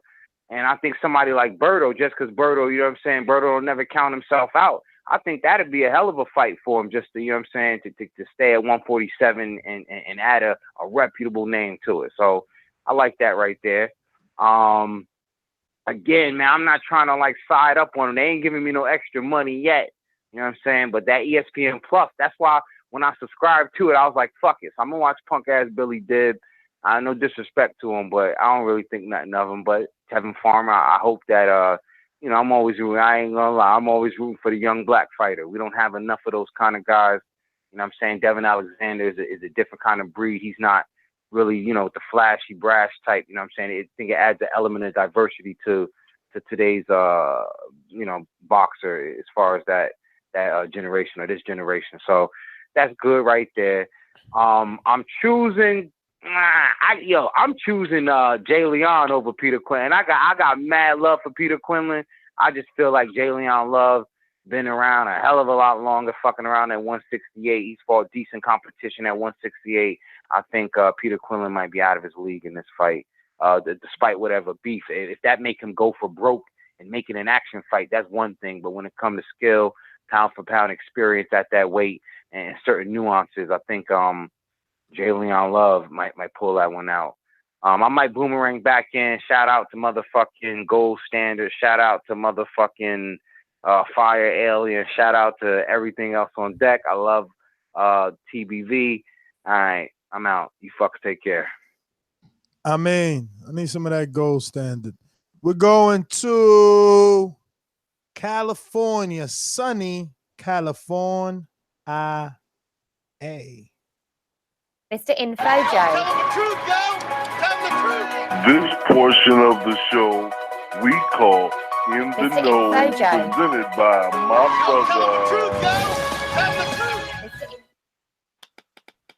Yo, you know it ain't no show without Info Joe in the building. Shout out to the whole panel. Hey, man, it's a slew of fights this weekend. I'm going to have to DVR them. I'm going to go see Rakim, the God MC, Rakim Allah. All the hip-hop, real true hip-hop heads know who that is at the StubHub. But I'm going to have to DVR all of these, man. Put me down for Kovalov, Bivol, Tevin Farmer, Devin Alexander, Luis Collazo, Kid Chocolate. Good to see the Brooklyn Rocky back, Frank Galarza, and good to see my guy from Philly, Card Dargan, back. I hope, is he still with Naseem Richardson? Anybody know? Yes, he is. Come back? Good. Put me down for Marcus Brown. I don't know, for some reason, every time I think of Marcus Brown, man, I think of Hot Rod, man. Where's that guy at and why he ain't just had a comeback fight in Florida. How'd he do? Is he good? Yeah. He got the win. Good. Hey, Ness, I've been wanting to ask you, what happened to Curtis Stevenson in Dominican Republic, man? I heard they had a riot and shots was fired. When he got wild. I was trying to find a video on it.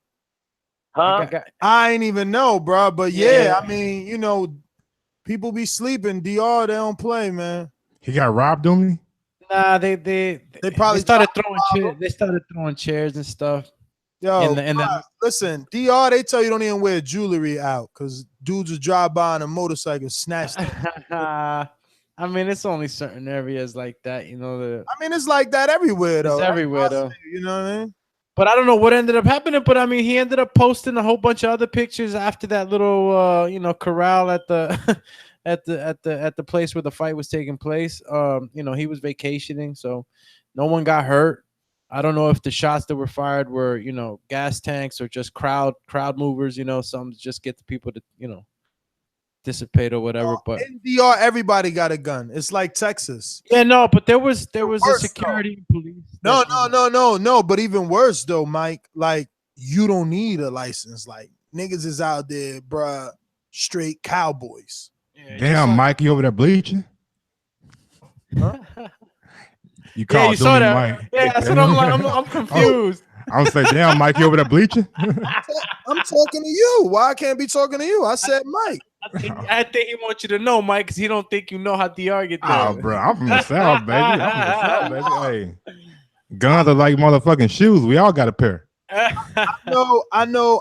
Doomy has been to DR. Hell yeah. I know I've been to DR, so I'm talking to Mike. I know motherfucking Rob he ain't been to DR yet. Oh, you ain't got to tell me that shit. I can imagine a country like that's like, you know what I'm saying, like struggling and shit. I mean, it's hard to come by. My man that I went to go rent the ATVs off of had a pistol on him. Little old man. Shout out to El Greco. Bro, the bars got dudes outside with shotties. My nigga, it's a video online of like these like pirates. They're like parking lot. People, it got dudes in the parking lot with shotties. Make sure nobody don't steal cars and shit. These pirates are like chopping up like tourists and shit. Like somebody like actually got it on camera. Shit's crazy. What? Like what kind of pirates? Like they're like over in like Somalia or something. Man. Nigerian, Somalian. Something. Yeah, and they hopped on like this little yacht and took it over. We're going out to the 315-807, 315-807. I think it's like Long Island or some shit. 305 is Florida, baby. No, it ain't. 305? I had to say 315. That's why he ain't answer, because I'm dyslexic. 315. Hello? Yes. Hello. How are you? Hi. Hi. Hey, how you doing? What's your name, buddy? It's New York. It's New York. My name's George. George, talk to us. And I just want to say hello. And I wanted to say something to your other caller that was just on talking about Tyson Fury and Wilder and why we're talking about it. Because Frank Warren was on a radio show and he dropped it and said that it was almost 100% done. Then Tyson Fury said it was almost done. Then Wilder's team confirmed that it was almost done. That's why people are talking about it. It's not because it's like some suggested thing. I think it's definitely going to happen. Oh, no, curious. George. I'm sorry. No one didn't tell you. Troy is just one of the AJ protectors, so he's just protecting AJ.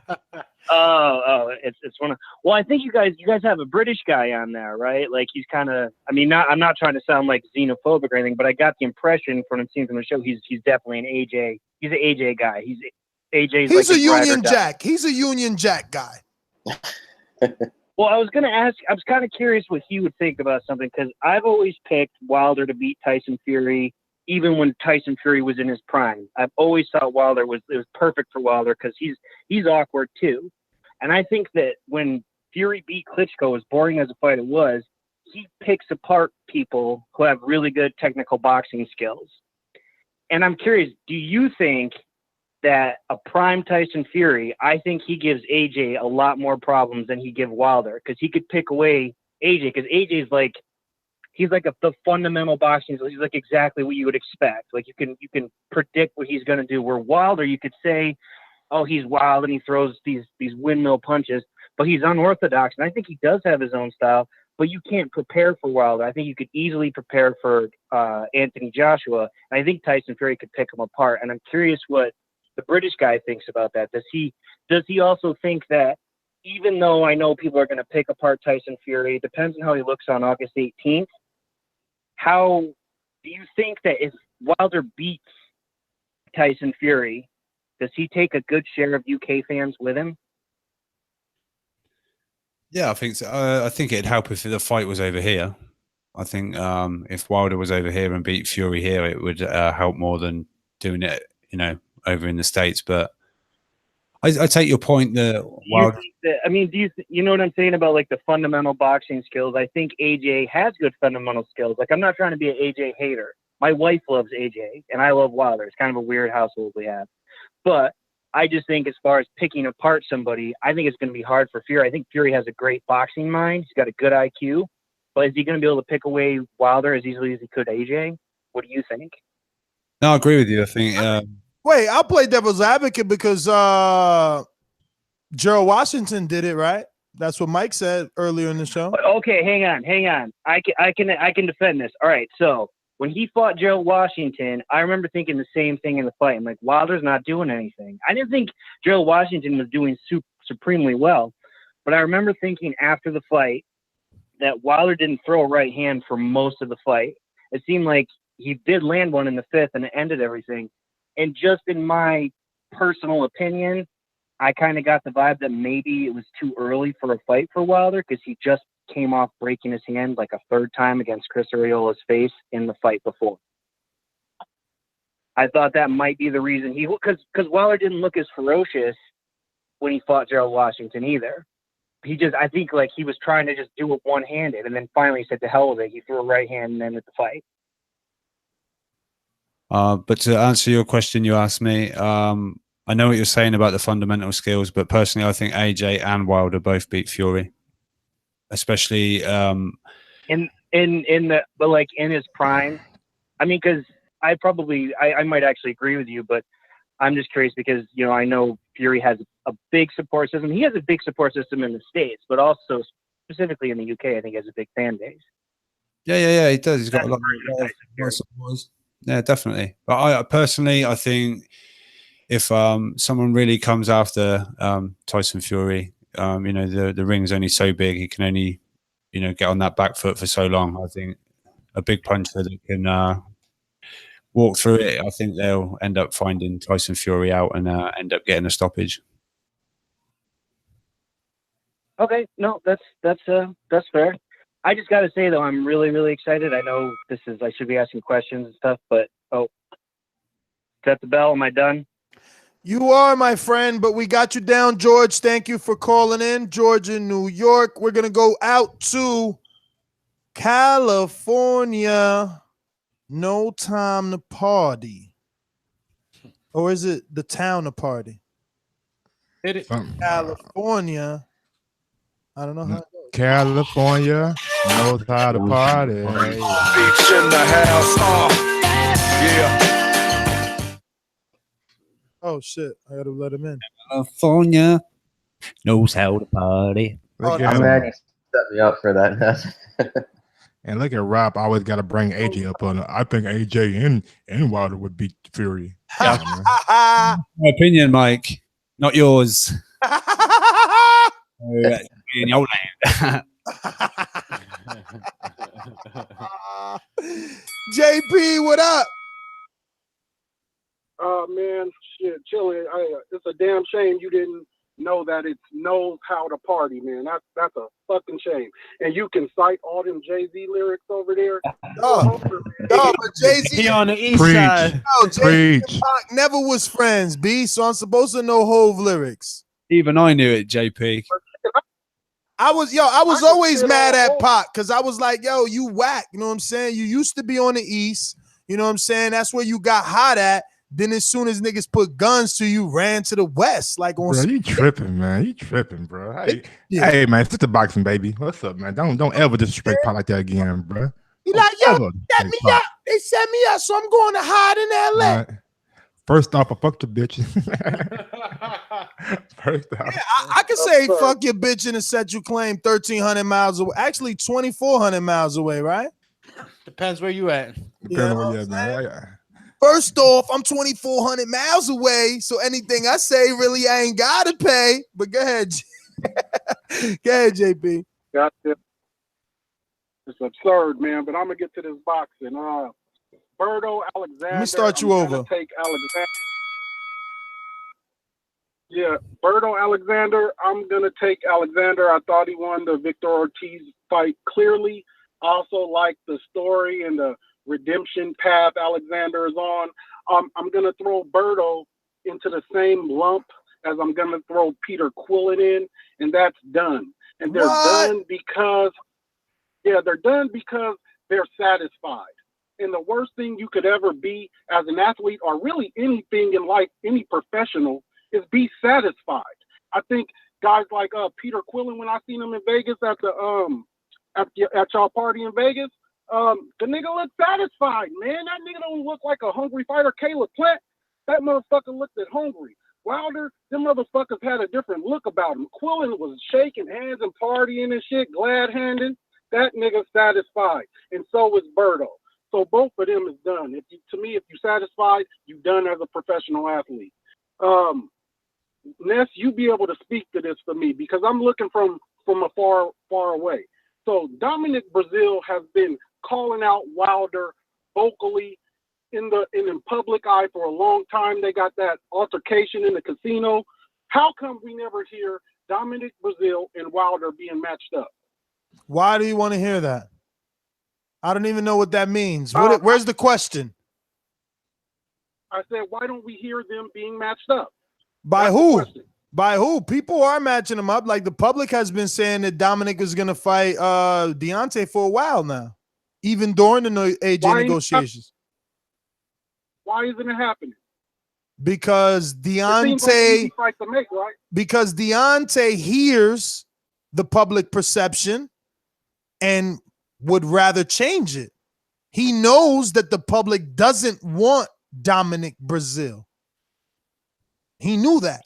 I think that's bullshit. I think what it is Deontay knows that is a real big-bodied heavyweight with some athleticism. And JP, skill. I swear to God, for all these years that we've been knowing each other, I thought you were smart. JP, where you from again? You just fucking walked off the plank right now. You was right, nigga.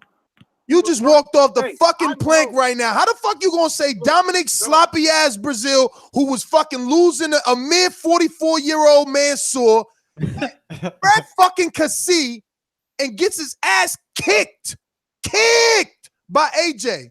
All of a sudden is a threat for Wilder? You've been drinking some AJ Protector juice? What the fuck is wrong with you? Nobody don't want this fight because we know the outcome. You're the only one trying to stir the pot and say that somehow there's a possibility that he could be competitive? Man, you bugging. This dude got dragged. He got dragged by Azunu. Azunu's smaller than me. Come on, man. You bugging. You better go watch tape. You know what it is? I guess people. Go ahead, JP. I'm just saying, you put Amir Mansour in a 4-round fight with anybody, he's going to be competitive. I throw him in that same category like Gamboa. If fights were 4 rounds, Gamboa would be fucking undefeated. And Amir Mansour at heavyweight, man, that boy took Amir Dillian White stops Mansour. Dillian White stops Mansour. Easy. If the WBC let him. I know. If they sanction that shit. You buggy. You sound like Suleiman. You know what it is? I think people getting excited. I think some people are getting excited about Dominic because he's being real vocal, and you know he has that little. What? Somebody pull up his Instagram. Pull up his fucking Instagram, Robin. Show JP because he's out there calling him out in the public. 200 likes. He wants some get back, and that's the interest. 200 likes, man. 200. I get 200 likes. I'm fucking nobody. Get out of here, public. He call him out in the public. Nobody don't even know. He got 200 likes on the picture. And the only Brazil we respect is the one in South America. Brazil. Let me get to the call. Let me finish it off, though. Kovalev, Alvarez. I got Alvarez winning big on the card, showing you that he's a much fresher fighter. Mike's excited. That's the second person pick Alvarez. Yeah. Hey, man. Don't get me down right. Kovalev. Kovalev and that vodka drinking, and it's going to kick in. I wanted to finish off with my brilliant conspiracy that I fully devised. I'm sure a lot of y'all been wondering, like me, why in the fuck would Al Heyman let Mikey fight Errol Spence? Here's why. Here's what I think is why. I think I got it. Okay, you line up that fight, you get all. So you got Mexican fans who endear Errol Spence to some degree. So you put him in the same household as all the eyes Mikey Garcia is going to bring. You get Mikey out of there, Kell Brook style. As soon as it gets rough, you throw in that towel, you get him out. Now you got Errol as almost a people's champ, as one of the biggest fighting demographics that we have here as far as fandom goes. And then you can line Errol up for the crown of the sport with Canelo for it all. year down the line. I think that's the way, because Errol is just a lukewarm fighter. Like Terrence Crawford, they are lukewarm. They don't have a big backing as far as butts and seats go. And so I think that's what the plan is. Other than that, I see no logical reason why Al Heyman would let that happen. And then you always got Lomachenko to fall back on. Lomachenko. Oh, my God. Pump the brakes, JP. All after the bell. Fucking 30 fighter. He's undefeated with 4 rounds as well. I know. He gets a KO in the first, regardless of disqualification. We're going back out to Amin on that boomerang status. Go. Yo, shout out to JP. Yo, JP is like a motherfucking. Yo, JP on that sauce tonight, man. Now watch. Bring up Amir Mansour. That's his favorite fighter, man. Yo, Mike, I thought we had to sip. Nigga, don't ride on me, nigga.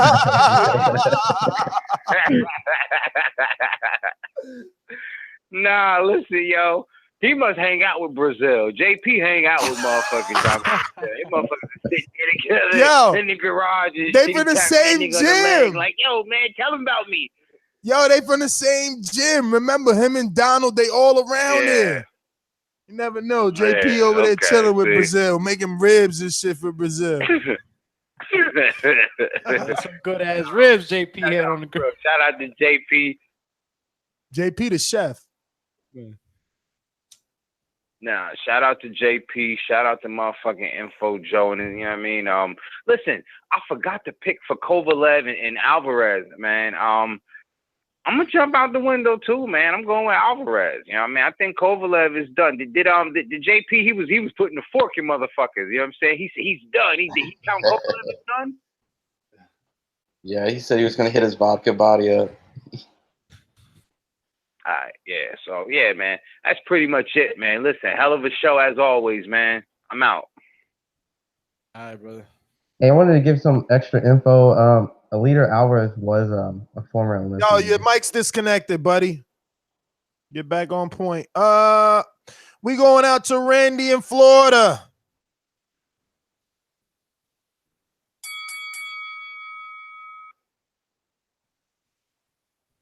Yo, what I tell you about the name, bro? Oh shit, Doomsday's Bully in Florida. There we go. Get him. Doomsday was I was just gonna say. Yo, why you on that? Yo. You on 2 tomato cans with a string? What the fuck is going on? Fuck out of here. Hold on. You got that boost you know he in the closet talking right now. You got that boost mobile going on. He can't mention Doomsday too loud. Let him know, Doomy. Let him know then. After that, Doomsday's still hiding in the closet, but that's a different. Hey, Randy, what weight you trying to fight? Because we looking at November 7th. Look, man, Doomsday's like Anthony Joshua, bro. He don't want to fight. I need to find myself a Tyson Fury, and that's what I'm doing at the moment. Man, yo, make 185. I'll fly down there and I will smash you. Make what? Make 185, and I'll go down there personally to wherever gym you want, and I will smash you. Yo. All right, well, this is gonna be an easy murder case. I'm gonna get away with. Man, this ain't no joke, bro. You could talk, you get to play boxing over the airways, but when I'm in that ring in your face, you better be real. Cool, because if this does go down and we in the ring, you finna feel it. You're gonna get fucked up. You ain't gonna feel nothing. I'm gonna hit you one time, and it's gonna change your life. You're not gonna be able to touch it. If you land more than 10 punches on me, listen to me. I'm a hunter, bro. I'm gonna catch you and I'm gonna hit you, and you're gonna change. It's gonna change your life. I'm telling you. MG, I am so excited. Randy, how old are you? Me, I'm 21. Oh, I'm gonna change your life, bro. You finna smoke your ass, dude. Change your life. Shit. I'm gonna change your life, bro. You never been hit by a real man. I'm telling you. He doing it. He say he doing it. I'm doing Doomsday a favor. Early retirement. Yo, make 185, please. Please. Hey, Randy, but how many fights you got? Hands, bro. How many fights you got? How many fights you got? I have zero. Just I have nothing. I just want Doomsday. I don't give He's signing up for his own funeral. You lying. You told us last time you had 10 amateur fights. That's the only fight I need. Yeah, right? you could be a pro, bro. You give me 3 rounds, I'm gonna hand you your ass. I'm telling you. I'm gonna watch this man. This man gonna. Oh, You gonna be washing my motherfucking cup after I smash you. you sound gay as hell. Get out of here, man. And like Larry Holmes said, man, you can't even carry my cup, man. Get out of here. So when I put you into that retirement, bro, it's good. I'll look out for you, bro. I'll look out for your family. I'm gonna have you walking in circles after I'm done with you, bro. Doomsday Bully, telling me he's got to make 180. He gonna be on a kickstand walking in circles. I'm telling you. You say you want the fight, but you don't really want it. That's no, make the weight, and I'll gladly come down and smash you. You always ducking. You wanna talk this loud shit. Yo, Randy, it ain't loud, man. This is real. This is me. This is who I am. You got Alzheimer's, my guy. You don't know what you saying, bro. Alzheimer's. Now you just want to throw little kid insults. I think I got you nervous. Randy, listen, just make sure you sign up when Border Wars applications come out. Because last time you acted like you wanted to fight, but you ain't signed up. And we only do fights with people that actually signed up. CK in Cincinnati, talk to us. Shit, CK, my bad. Hold on. There's my water. CK, hold on. I forgot. My water. Talkers make me thirsty. Idris, talk to me. Sorry, brother. I forgot all about you out there in the UK, man. Don't worry about that, man. Listen, hear what I'm saying, though, yeah? Listen, I'm willing to put a bet with any of you, yeah, that this Tyson Fury versus Wilder fight does not happen. I'll give you good odds here. I'll give you 4-1 odds. Put a 1 on it, yeah? If this fight happens, I'll give you 4 bills, 400. I swear to you, that's how confident. Yeah, how are you supposed to believe Frank Warren when the guy he already got caught lying this week? How's he gonna come out with 2 lies? How did he get caught lying this week? Let us know. That he's seen the contract and he got sent to Eddie and AJ. Yep. Yeah, and he already got caught lying. How? What do you mean? You asked Steven Espinoza on the Boxing Voice, and Steven Espinoza couldn't even tell you that they sent a contract out. But Shelly Finkel has confirmed that he was working with Frank Warren on that particular contract. What are you talking about? He wasn't. Listen. Shelly Finkel said that. And Shelly Finkel reported in an interview that Frank Warren was helping him out on that particular contract. And the reason is because he probably needed somebody for the rematch to tell him about Wembley. Listen, all I'm saying is, yeah, one guy already got caught out lying, yeah. Flat out lying, yeah. That's just you saying he lying, but damn, the fucking initial betting line already came out. They got Doomsday a plus 3,300 and Randy's a minus 7,500. Oh my God. Doomsday Bully just with one phone conference flipped the betting line. You know what it is though. He poking at the bet. He just don't know. I got for real. He just don't know, man. Oh my God. Yo, they flipped the betting line already. Look. Are you serious? Yeah. Oh my God. Hey, my money going on Randy. What's up, Randy, baby? Dang. No, I'm taking the odds though, man. Shit, fuck yeah, I'm putting money on Randy too, just because of those odds. I love you, Doomby, but shit, money is money. Randy's doing the right thing. Wait. He got Doomsday's Bully as a plus 3,300, so he believes in Doomsday. Are we gonna let the poor UK Idris get his finish? I mean, he ain't talking about shit, man. He talking about he talking about dude lying or some shit, man. How is Frank lying? Like you keep on saying Frank's lying. How he's lying? How can you try and say that his contract got sent out and that argument he had with thing? And yes, you made a little interview with Steven Espinoza. Even Steven Espinoza couldn't confirm that their man sent out a contract to AJ and Eddie. What do you mean? Espinoza did confirm it. No, he didn't. He did not say that they sent out a contract. Oh my God. Yo, you know what's funny about that interview? I specifically told Steven, I said, listen, Eddie uses specific words. He uses the words term sheets and emails. So are you confusing contract with term sheets and email? He said no. And I still read people in the comments saying that, oh, Ness, Espinoza avoided your question. He never answered. I'm like, yo, people really listen to what they want to hear. Like, what are you talking about? He literally said it there. I specifically used the 3 words: contract, term sheet, and fucking email. Man, you guys are in denial, bro. Like, we moved on. We're talking Fury Wilder. You still talking that AJ deal. You're missing his point. That's all. What is the point? His point is that Frank Warren is lying about a contract that we don't care about no more. We don't care about the $15 million. We moved on. Y'all still want Wilder to find a pen. Oh, still not listening. All he's saying is Warren got caught out lying because, yes, this contract obviously exists. That's great, and he's seen it. But did AJ and Hearn actually receive this contract to sign? That's what everyone's Okay, so how do any one of us know if Warren is a liar or not? If hypothetically Idris's scenario is true and AJ never got the contract, so how does that make Warren a liar? He knows it was sent out. He doesn't have to know whether or not fucking AJ received it. How would he know that? He said it was 100% sent to AJ. Exactly, sent. We don't know if he received. Oh, well, where is it then? Lost in the internet? I mean, evidently AJ lost it, right? Him and Eddie are saying that they never got that contract, right? That it was never a contract. That's what they allege, and Frank is saying that's not true. So it's two different opinions. I don't get it. Yeah. How do you say which one is true and which one is false? Yeah, exactly. There's the Dragon was so the AJ protectors want you to pull the Eddie side no matter what. Like I want somebody to make a case. How is Frank a liar but not Eddie? Frank says he's seen a contract. Eddie says there is no contract. So who's the liar? Exactly. Is it Frank the liar because Eddie's more popular because he does better shows? Like who's the liar? If you shout loud enough, your point will be heard, but it's fine. You're still not even. The fact of the matter is the fight wasn't made, and obviously one of the sides had to do with the fight not happening. Obviously, Deontay Wilder's not chasing.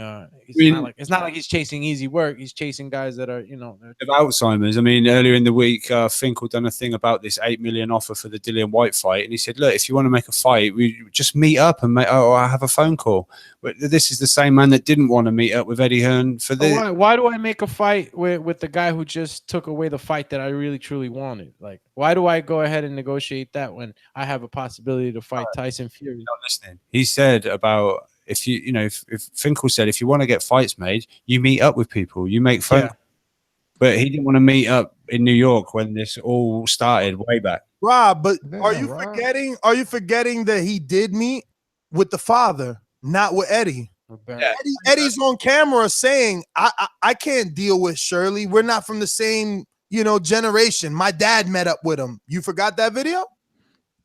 But let's meet up, and there was arranged meetings, 10:30 or wherever it was going to be, and then it's like, nah, we're not coming. Oh, we'll do it tomorrow. Nah, we're not coming. All right, now I get that, but isn't that you? I get the point you're bringing up. You're saying, look at this man, how ironic it is. When Eddie wanted to meet him in New York, he didn't want to meet to talk and discuss the $50 million offer. Now all of a sudden, he's saying, if you want to have a discussion about this $8 million offer that you're making my client, let's meet up to make the fight. Right? That's your argument, right? He said if you want to make fights, you have to meet up with people. You have to make phone calls. Okay, which is ironic to you, right? Because he didn't meet up for the New York meeting, correct? That's the whole reason you're upset, right?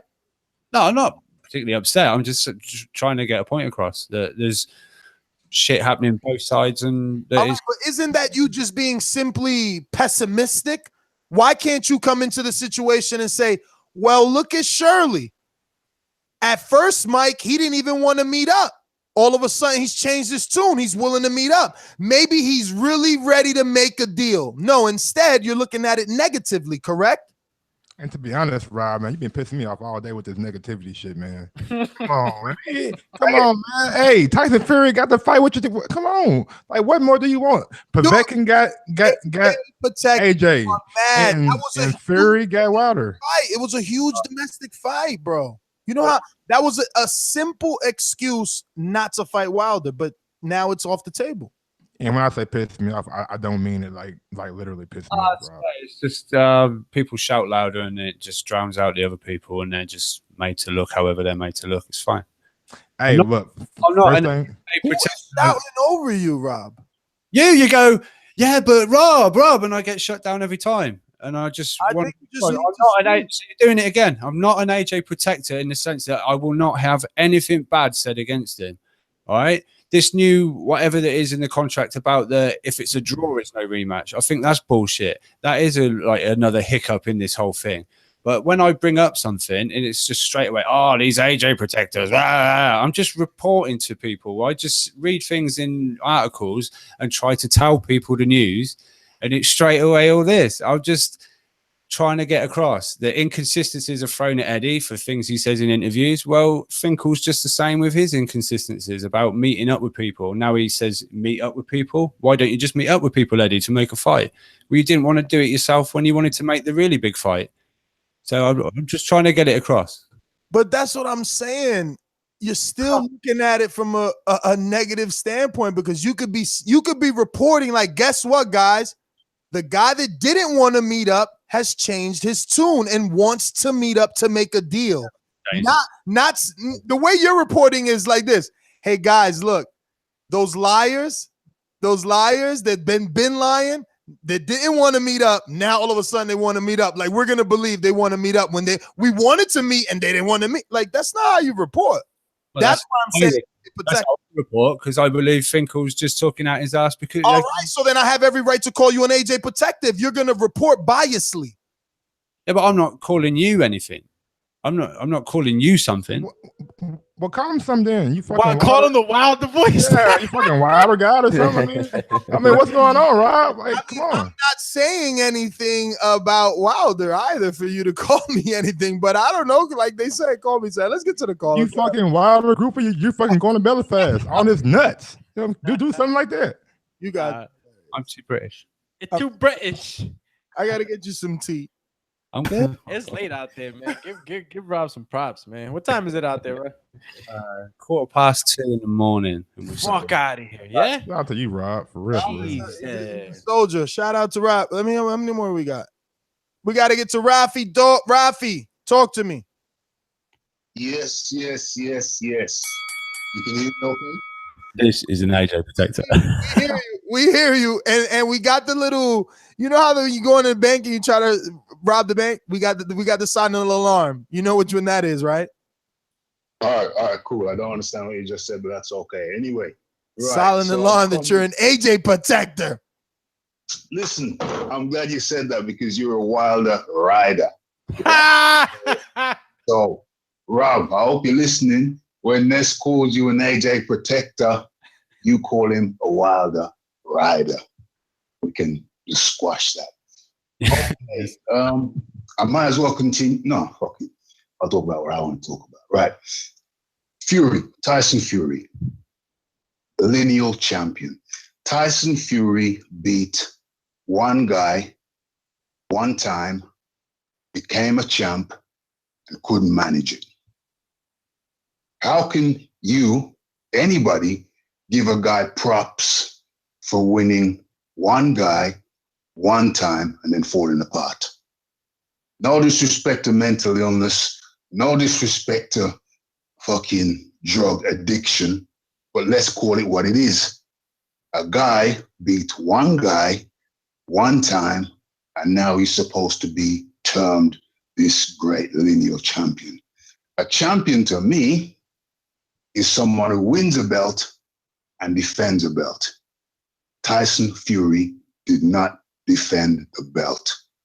So I think, personally, we should squash this lineal champion shit. He won a belt and didn't defend it. If you want to talk about that, yeah. Sure, I can ask a question. What's more respectable, beating a champion or getting vacant belts? Pow, nigga. Beating it. No, there's no pow, because it's pow back at you. Right. Beating the champion. Beating the champion. Yo, well, AJ ain't beat no champion. He can't beat. He's banned. Charles Martin. That guy.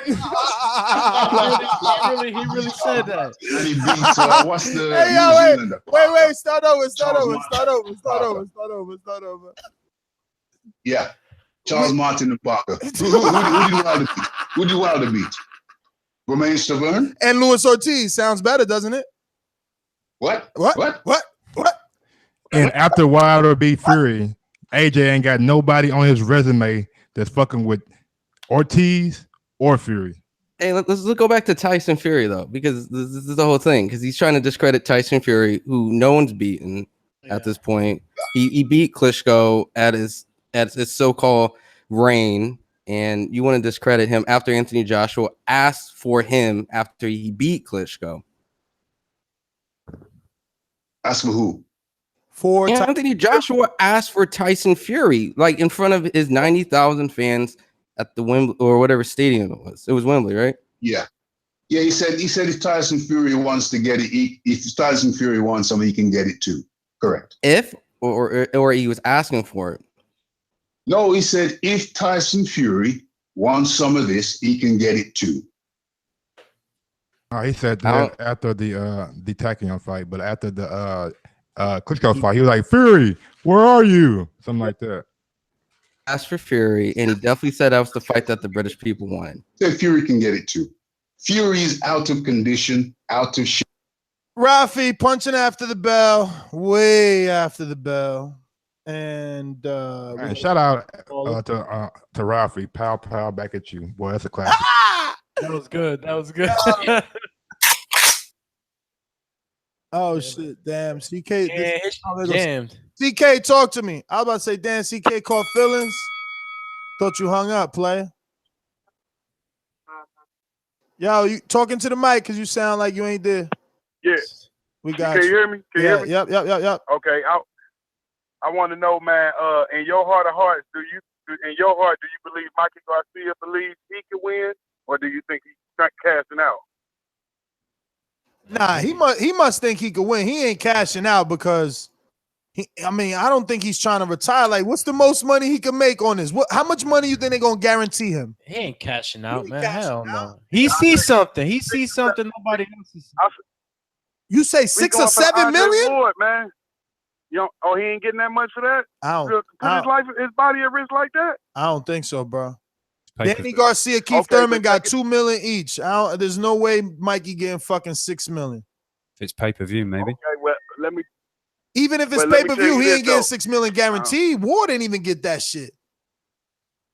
Ward got that on the rematch. Yo, you're not talking into the mic, CK. Something wrong with your phone. Can you hear me? Yep. Hello? Yep. Yeah.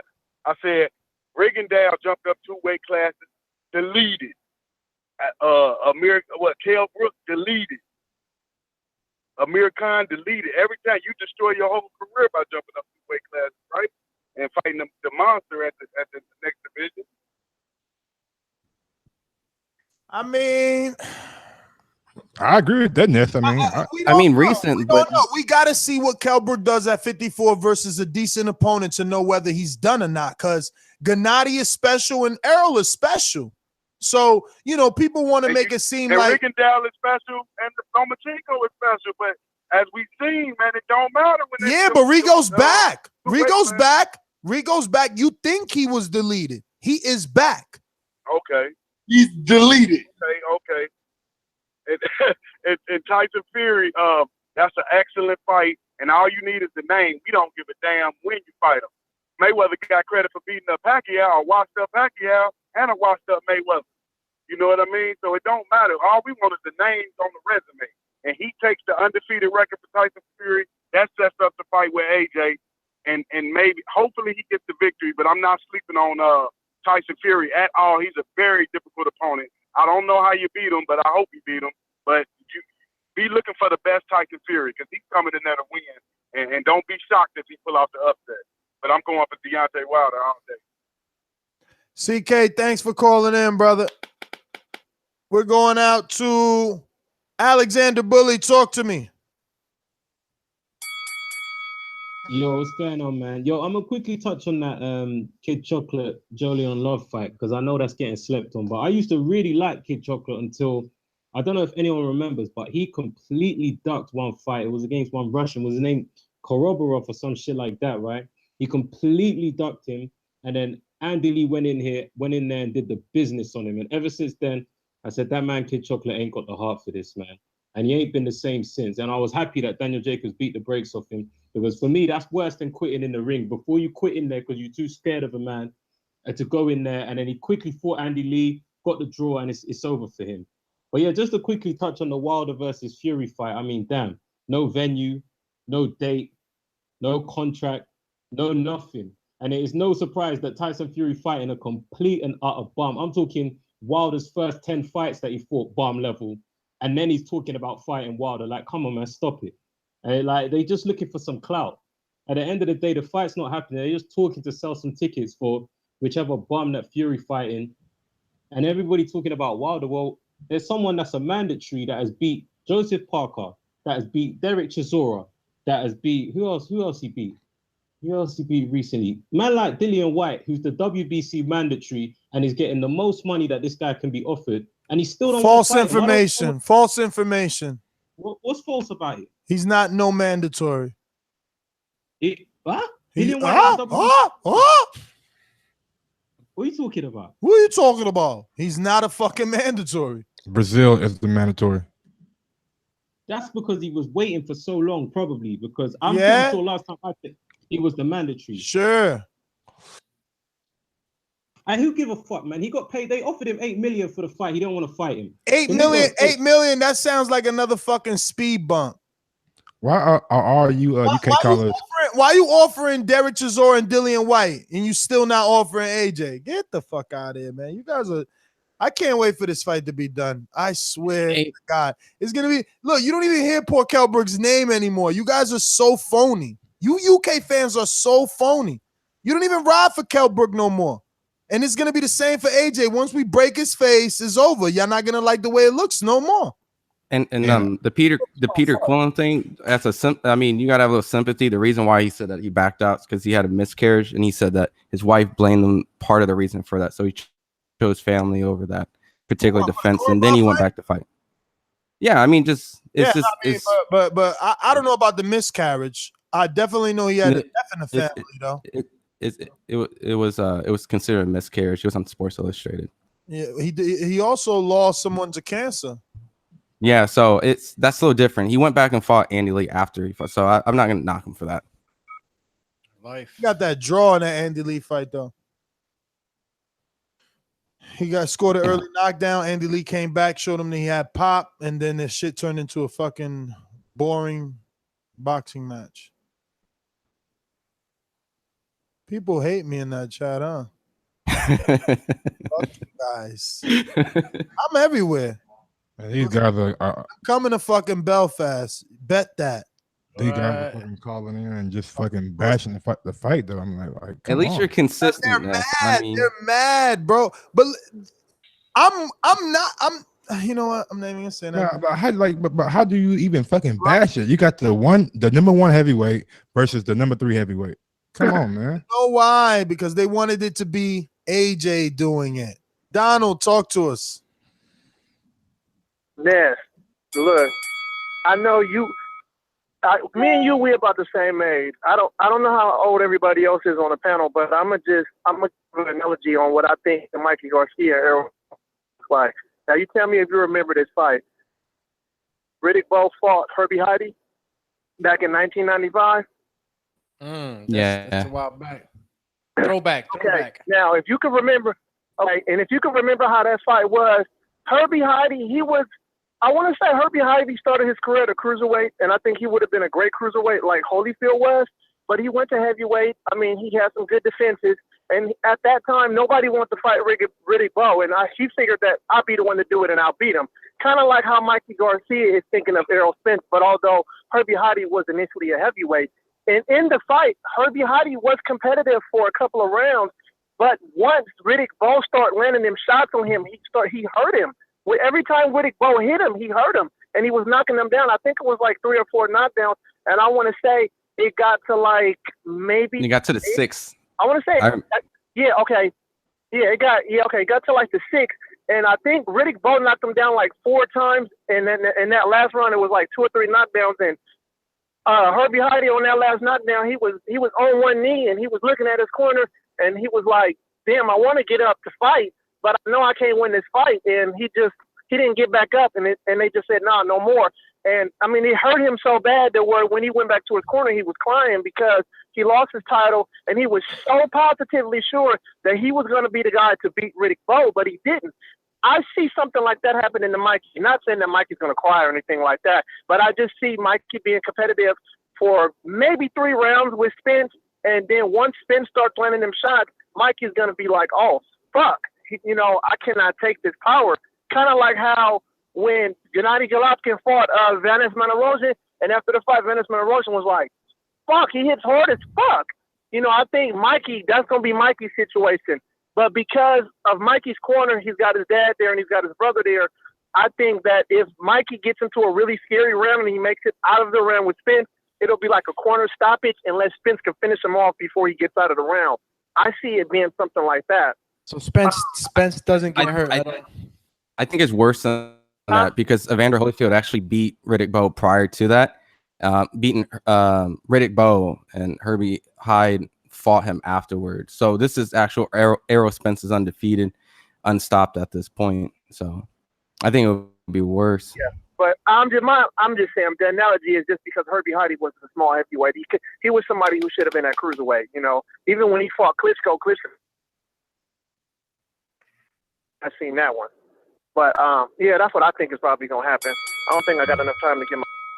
Donald, thanks for calling in. We're going out. Hold on. Whoa. We got a super chat from Fannin. Actually, we got a couple. Let's start from the bottom. Oh, you did the Tommy Templar one, right? Mm-hmm. We ain't do Miko. He said, yo, where's Matt? Matt started his own thing. Pittsburgh Brew, we hit that up, but we'll repeat 300 likes and Brew will get an on-demand show. If you don't know what on-demand is, head on over to ThaBoxingvoice.com/on-demand where you can cater your own show. So if it's like you want to hear TBV just talk about how good AJ is. And also, there's a question in the chat. How do you get a boomerang? Also, by joining Patreon, where you can pick like what kind of tiers you want from a cup of coffee, which is $3, to all the way down to boomerang status. Yeah, so head on over to patreon.com/ThaBoxingVoice and check out the many tiers. We got ringers, boomerangs, different levels get you different perks. So smash that like button, get to that 300 likes, and we'll get an on-demand show courtesy of Pittsburgh Brew. And we got Fannin International Boxing Channel with the super chat saying respect to the channel. Respect, Fannin. Thank you for the respect. So we're going to get out to Scorsese on Skype. Talk to me. Yeah, can you hear me? Yeah, it'd be good to hear you a little louder, but y'all Skype audio real low, man. I could barely hear anybody that called from Skype, but I'm going to go ahead and get mine in. Kovalev, I'm the voice of the Superman Stevenson curse. It is what it is. You know what I'm saying? And I got a great fight coming up to see who's the cursed man or not, because Alvarez, he was turning down them deals. His promoter put him on blast, say he took the same money for Kovalev that he turned down for Stevenson. But hey, I guess he felt like Kovalev was easier work. I can't wait to see this fight. I'm telling y'all, man, the Superman Stevenson curse threw B-Hop out the ring. It got Pascal beat up in front of his daughter. It got Joe Smith jaw broke. It got Dawson knocked out in the 10th round of a fight he was winning versus Funfara. Hell, it got Funfara put up under the ropes by Joseph. I'm telling you, man, this curse just done fucked up anybody that had anything negative to say about. I'm telling you, bro, it's been that Kovalev got his nuts beat in. It's gonna happen again. Watch out for this shit. I'm telling you. always bring everybody that got something to say about Stevenson, but they done refused to fight. They done turned down a career payday or some shit. It always work against them. And these two, it got to in this one, because Kovalev been done turned down $3.5 million. He been done turned down 2 purse bids. This other dude, Alvarez, was the damn mandatory for 3 years and turned down fights for 3 years and never once received step aside money. His promoter validated this. Dan Rayfield wrote it in articles. This dude done. And the interesting thing, y'all remember when Kovalev fought the number 10 rated Shabransky for the WBO belt? Y'all remember that? Yes, sir. Now, Kovalev should have fought the #1 rated Alexander Vajic, who's a top 5 light heavyweight. Guess who's fighting that guy? He's a mandatory for. He's the mandatory for. Kovalev has recently just robbed Stevenson Yo, of a chance to potentially unify. Hold on. But don't act like Stevenson fight him because he wanted to. That was a fucking No, purse bid. I'm not. I'm just telling you. The WBC allowed. You was about Kovalev to not tell us. That's what you hold was on, doing. No. Hold on. I'm about to break That's it why down. I said mandatoriness. The WBO allowed Kovalev. I mean, the WBC allows you to be a champion and a mandatory at the same time. So Kovalev potentially robbed Adonis Stevenson of a chance to unify titles, but cherry picking fucking Shabransky. So I'm just putting that out there. So when Vajic might have beat Kovalev and been the WBC mandatory, we could have seen a mandatory unification bout. But no, Kovalev and Duva cherry pick number 10 Shabransky. So one of these dudes gonna get that ass whooping, and that curse is gonna show his face. HBO boxing, I'm glad you back. I like the undercard fight. It is a step back, but I understand. You know what I'm saying? Everybody don't take the great fight every time. Bivol the truth. Kovalev damn good. Alvarez is too. I don't think Alvarez got enough firepower, and he never get out first. I think Kovalev might kick his ass, but watch out. I wouldn't be surprised these motherfuckers hit each other, knock each other out at the same damn time dealing with this curse. I done seen it all. The voice of the Superman Stevenson curse is up and out, baby. So was Stevenson cursed with the ass whooping from Padu Jack? He got beat down last fight. Hey, Mike. So with that, when Kovalev and Don Stevenson, when they were on the same network, there was a point that they were able to try to make the fight, but instead he tried to get the Bernard Hopkins fight. When they switched networks all around, it actually worked against them because Bernard and Kovalev fought, and he didn't get that Bernard Hopkins fight that he wanted. That's really what happened. Going out to Ohio Runs Boxing. Talk to me. What's up, Nance? What's up, y'all? What up? What up? Enough, man. Wilder and Tyson Fury is gonna go down. They can stop hating. He's the champ. AJ ain't nothing but a chocolate brownie. That's what he is. A chocolate brownie. Six. I got Kovalev winning. I got Devin. I want Devin. Pull it out. What else is y'all talking about? Smith and Mikey. I missed that show, man. When y'all talking about that, but I think that Mikey and Spence fight, if it do happen, it might go like what's his name? Mike McCollum against Lennox Lewis. But he was crying and didn't want to come out. Did y'all mention that? I think someone did mention that. I thought I heard someone say that. Yeah, I thought I heard someone say something about crying. Yeah, but it wasn't the McCall fight though. It was some. It was something. But that McCall fight, I remember. I was watching that. I remember that. He was going through something mentally though. Yeah, I watched like the shit. I see that happening, and you feel Spence power. He ain't gonna try to. I think it'll stop it. I don't even think Mikey will come out. They gonna stop it in the corner. That's a prediction when that fight do happen. I mean, when you know it. You know they gotta in the save corner. him. They gotta save him like they did Kelbrook. They can't let him get damaged. Well, yeah. Well, shit. He might get an eye broke. Shit, that's gonna be known as the eye killer. This motherfucker. But that's all I wanted to say, man. Y'all love the show. Keep it going. All right, brother. Well, thank you, man. I want to say I love all you listeners. You know, even you UK guys. I know you get mad. I see you all upset. Look at Rob. He's been mad for I don't know half an hour. We told Rob he's got it. Rob, voice of the people. Voice your opinion. Own your AJ protecting. Every time he sees someone's lips moving, he stops talking. You got to learn how to jump in, baby.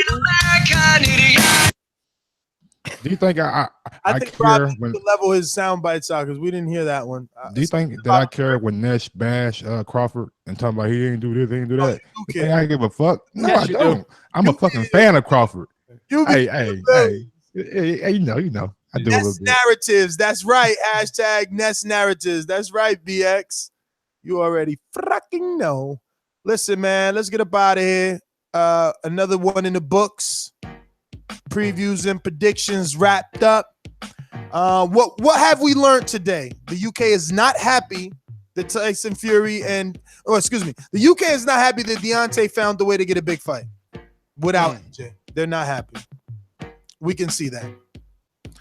TBV is happy. We will be live at the T-Mobile Arena, a couple of feet away at Beer House, doing our show live.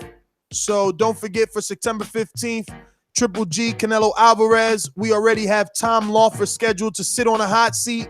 Willie Monroe should be there, especially since he's fighting this weekend, right? Or next weekend? This weekend? This weekend? This weekend? This weekend? This weekend? This weekend? Willie Monroe. It's August 24th. August 24th. Thanks, guys. They all fell asleep on me. Holy shit. I had to go find the Willie's, not just like at the top of my list. You know what I'm saying? More final thoughts. I don't know, man. That's it, man. My final thoughts are Rob, tough skin. My skin's fine. Fight over me. Yeah, my skin's made out of crocodile skin. I never get a word in. See, even he jumped in, suddenly woke up. Yeah, final thoughts. I think you're all misreading everything a little bit as far as what the people think of this fight from the UK. It's just, we obviously know that, let's just see it definitely signed and definitely. That UK pessimism. Nah, I mean, it's because of the AJ Wilder drag out that, now, my man Rob don't know what's going on that other side of the pond. Don't know what's going on at any time of the fucking day. It's Rob's outro, you guys. That's not really. We're all just pitching in. But Nez, you did agree with it earlier when I said that. So what? When I said about whether this happens, we've seen him in press conferences before and fights. That's true. But to be fair, he was a cokehead back then. You know what I'm saying? Like, cokeheads do crazy shit like that. Fuck, they dress up in Batman suits and shit like that. But like, he's not on coke anymore. He's like, didn't he have a new baby too? Oh yeah. And he's always in Miami now. He's training in the U.S., right? Or is it Marbella to get that beautiful tan? Where is he at? It's under a sunbed that he gets that beautiful tan. Get the fuck out of here. That's a custom-made bed, I think. They were in Manchester today from that interview with Behind the Glove. In Manchester? Manchester, yep. Because I could have sworn I seen him post some of that shit in Miami, some of his weight loss. I think he was in Miami, guys. Just saying. But a few fights this weekend. Yeah. The fucking chat. Yo, this is crazy. Sufa acting like he know. 78,000 to subscribe. Tell a friend. I'm bothered. And yo, you're going in and out, Rob. That's not his mic. That's his actual vocal box. At least you found yours, yeah? Shot. Shit, man, it was a long day today. Pow back. Pow back. Rob, so we can hear you. Doom's pitch of his voice changed a little bit when Doomsday Bully called in. Oh my yeah, God. Nah, man. He He said keep I'm poking picking at on Rob. They said I'm picking on Rob now. This is bullshit. He's not picking on nobody. How it starts. This is how it starts. 2,400 miles away. Wayne. No matter what you say. Wayne, ain't nobody waiting on me, Wayne. I'm coming, all right? What them do to Wayne? I'm coming. You gonna see. Monday, the fucking, what's it called? The telethon starts Monday. Oh, yeah, for sure. Yo, watch. Hey, real quick, man. I'm happy that Fury has found the British public's nuts. To say, because AJ dropped his pen or dropped his contract or didn't see the contract. I don't know what happened. But Wilder has found the fight with Fury, so we're happy about that. And this weekend's action, the PBC card is stacked. I'm happy about that. And I'm happy to see Kovalev and Bivol back in action. I think those two guys are going to match up great down the road. So I'm ready to see that. But other than that, man, hey, boxing. I love it. All right. Every time someone says Fury's name, Rob's head just does the bobbled head. He the bobblehead dog, like he's like, oh fucking hell, Fury again. I'm glad Wilder's found his nuts, even and then he wrapped it up with, like, I don't know what's going on. So no one fucking knows. All right. It's gonna be a lot of cool fights going on this weekend. So I'm gonna be at the fight. So if you guys are gonna be at the Alexander and Berto fight, come up. I'm gonna be ringside, so I'm gonna be hanging around, check out the fight. So, but that's it, man. Dre, you going to Belfast? Damn, if Dre going, I'm out with Dre for sure. He said I should book before Tuesday because I'm cutting it close. Well, I gotta wait for the man, bro. Gotta wait for my man to tell me where to book. I don't even know nothing. I haven't even Googled it, to be honest with you. I'm just waiting. International He news. hit me up today and he said, you know. What did he say, man? Tell the people what he said. What did he say? We'll talk about it on Overtime or Untitled. You know, Like Craig, what did he say? Dempsey, what up, Dempsey? See you in Vegas, baby. Yeah, man. You gonna do your outro? Yeah, man. I'm just as excited about this fight than I was for the AJ Wilder fight. So, I mean, to me, this is music to my ears. I'm a boxing fan, and this would be a fucking awesome fight. I'm just gonna go ahead with the assumption that, you know, Tyson Fury, even though he's, you know, a crazy guy, pulls his antics and all that, he's a solid guy. He's not afraid of a challenge, and I think that this fight might just really be happening, and it's gonna take all the bad taste away from what it was left to the public, you know, with this drag out.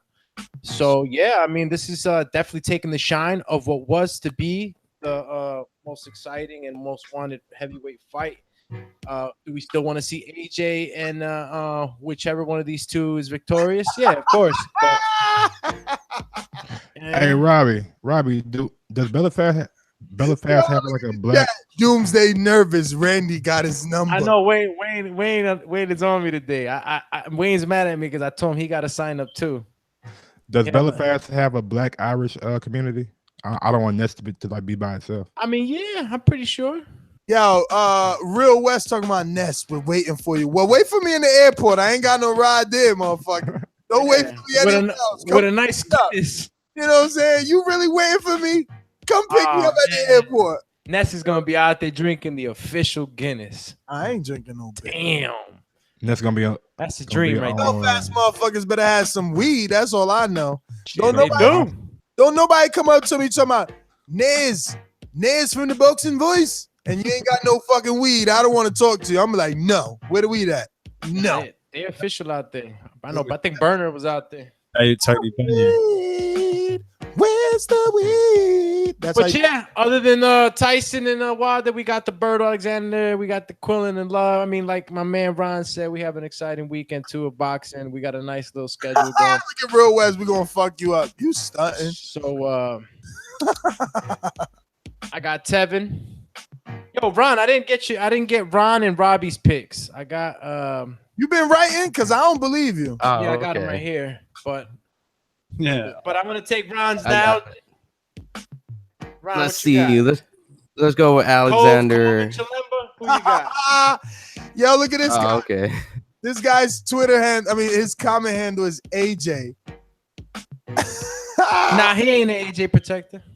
No, check his message. Breaking news: Nestor Gibbs and Deontay Wilder are getting married in Belfast, Ireland. Oh my God. Ron, you got Cove? I got Kovalev, I got Bivol, I got Alexander, I got Peter Quillen, Tevin Farmer, Marcus Brown, both of the Russell brothers, Joey Spencer by Massacre. Oh, Russell, Joey's fighting, man. That's what's up. Yeah, so shout out Joey Spencer, all of them, Pacific Ring Sports, all those guys. Oh shit! What else am I missing? You got everything. What else I'm missing? I got everything. That's it, right? Got, besides the main event, I got Colazo too. Berto pulling it out, and I'm surprised that you Ron Ben from California. I mean, you're going against Berto. Wow. I mean, I know they're in him, so I mean support, but I just think Devin Alexander is he's off of better fights. He performed better. I mean, he looks like he's in better shape. And Berto just looks like, in his previous fights, he's been on a decline. And you went to Virgil's gym, and you met Andre Ward, and you're going against one of Virgil's fighters? Come on, Ron. Better than that. Answer, man. I'm just playing with you. Hey, man, I picked Robert Easter. I'm from Toledo, and you see how that did me. Even though I knew Mikey was going to win, I still had to show support, but that's where I'm from. But, yeah, I just think Devin Alexander is just going to be the fresher fighter, 100%. But that's my picks. All right, I got you down. Chef Doomy gonna serve that crow burgers and all that crow stuff. How about you, Robbie? I know you half asleep, my brother. Put me down for Joe Cordina. Oh, did we even talk about my man? That's some like 135, or he's on the next gen card tomorrow night. That single statement right there is why UK Hour will not be returning anytime soon. I'm trying to tell you, man. Why didn't we talk about this, Rob? You got to be better, man. Rob, we gotta have this. Yo, your reasons for not bringing it back are hilarious. That's exactly why it should come back, so it can educate. Mm-hmm. We need that UK Hour back. Just listen back to it, Nez. Robbie, you in and out, like in and out. Hey, put me down for Joe Cordina too. All right. And the words of the great Tyson Fury, your mic is like AJ. A boom. Oh my God! Somebody told me, "Yo, Nez, Google Shankill Road before you come." You niggas is trying to live off of something 10 years ago. Man, get the fuck out of here, man. They kill people for a living over here. Every day someone dies in my hood. You talking about something that happened 11 years ago? Like, Nez, don't come because 11 years ago a couple people were butchered. The fuck? Shit happened. It's like my man Cameron said and paid in full. In America, bro. Niggas die every day, B. No, and listen to it. Look, it says 19 murders between, it says it was a gang serial killers. Bro, that's a light weekend. Wait a minute. In Chicago. California, isn't Cali like Bloods and Crips? In New York, Bloods and Crips? Like, what's up with these guys? I'm telling you, man, for Chicago, 19 murders, that's a light weekend. It's a light weekend, but we ain't trying to hear all that. We want all the good stuff from Ireland. We want the Guinness. Shit, I don't want to go to Chicago. We want, Yo, who's fighting in Chicago? Isn't it a fight like in a week? Yeah, big baby, man. Supposed to be fighting there. I'm like, shit. Chicago, something else, bro. It ain't just like place you want to just go. They taking what is it? Spielka, right? Spielka's going back home. Yep, the Poland. It was gonna be the Andre on that card, but he got the Billy Joe Saunders fight, so they'll probably do that in Boston. Well, arrivederci, gentlemen. Peace. Yeah.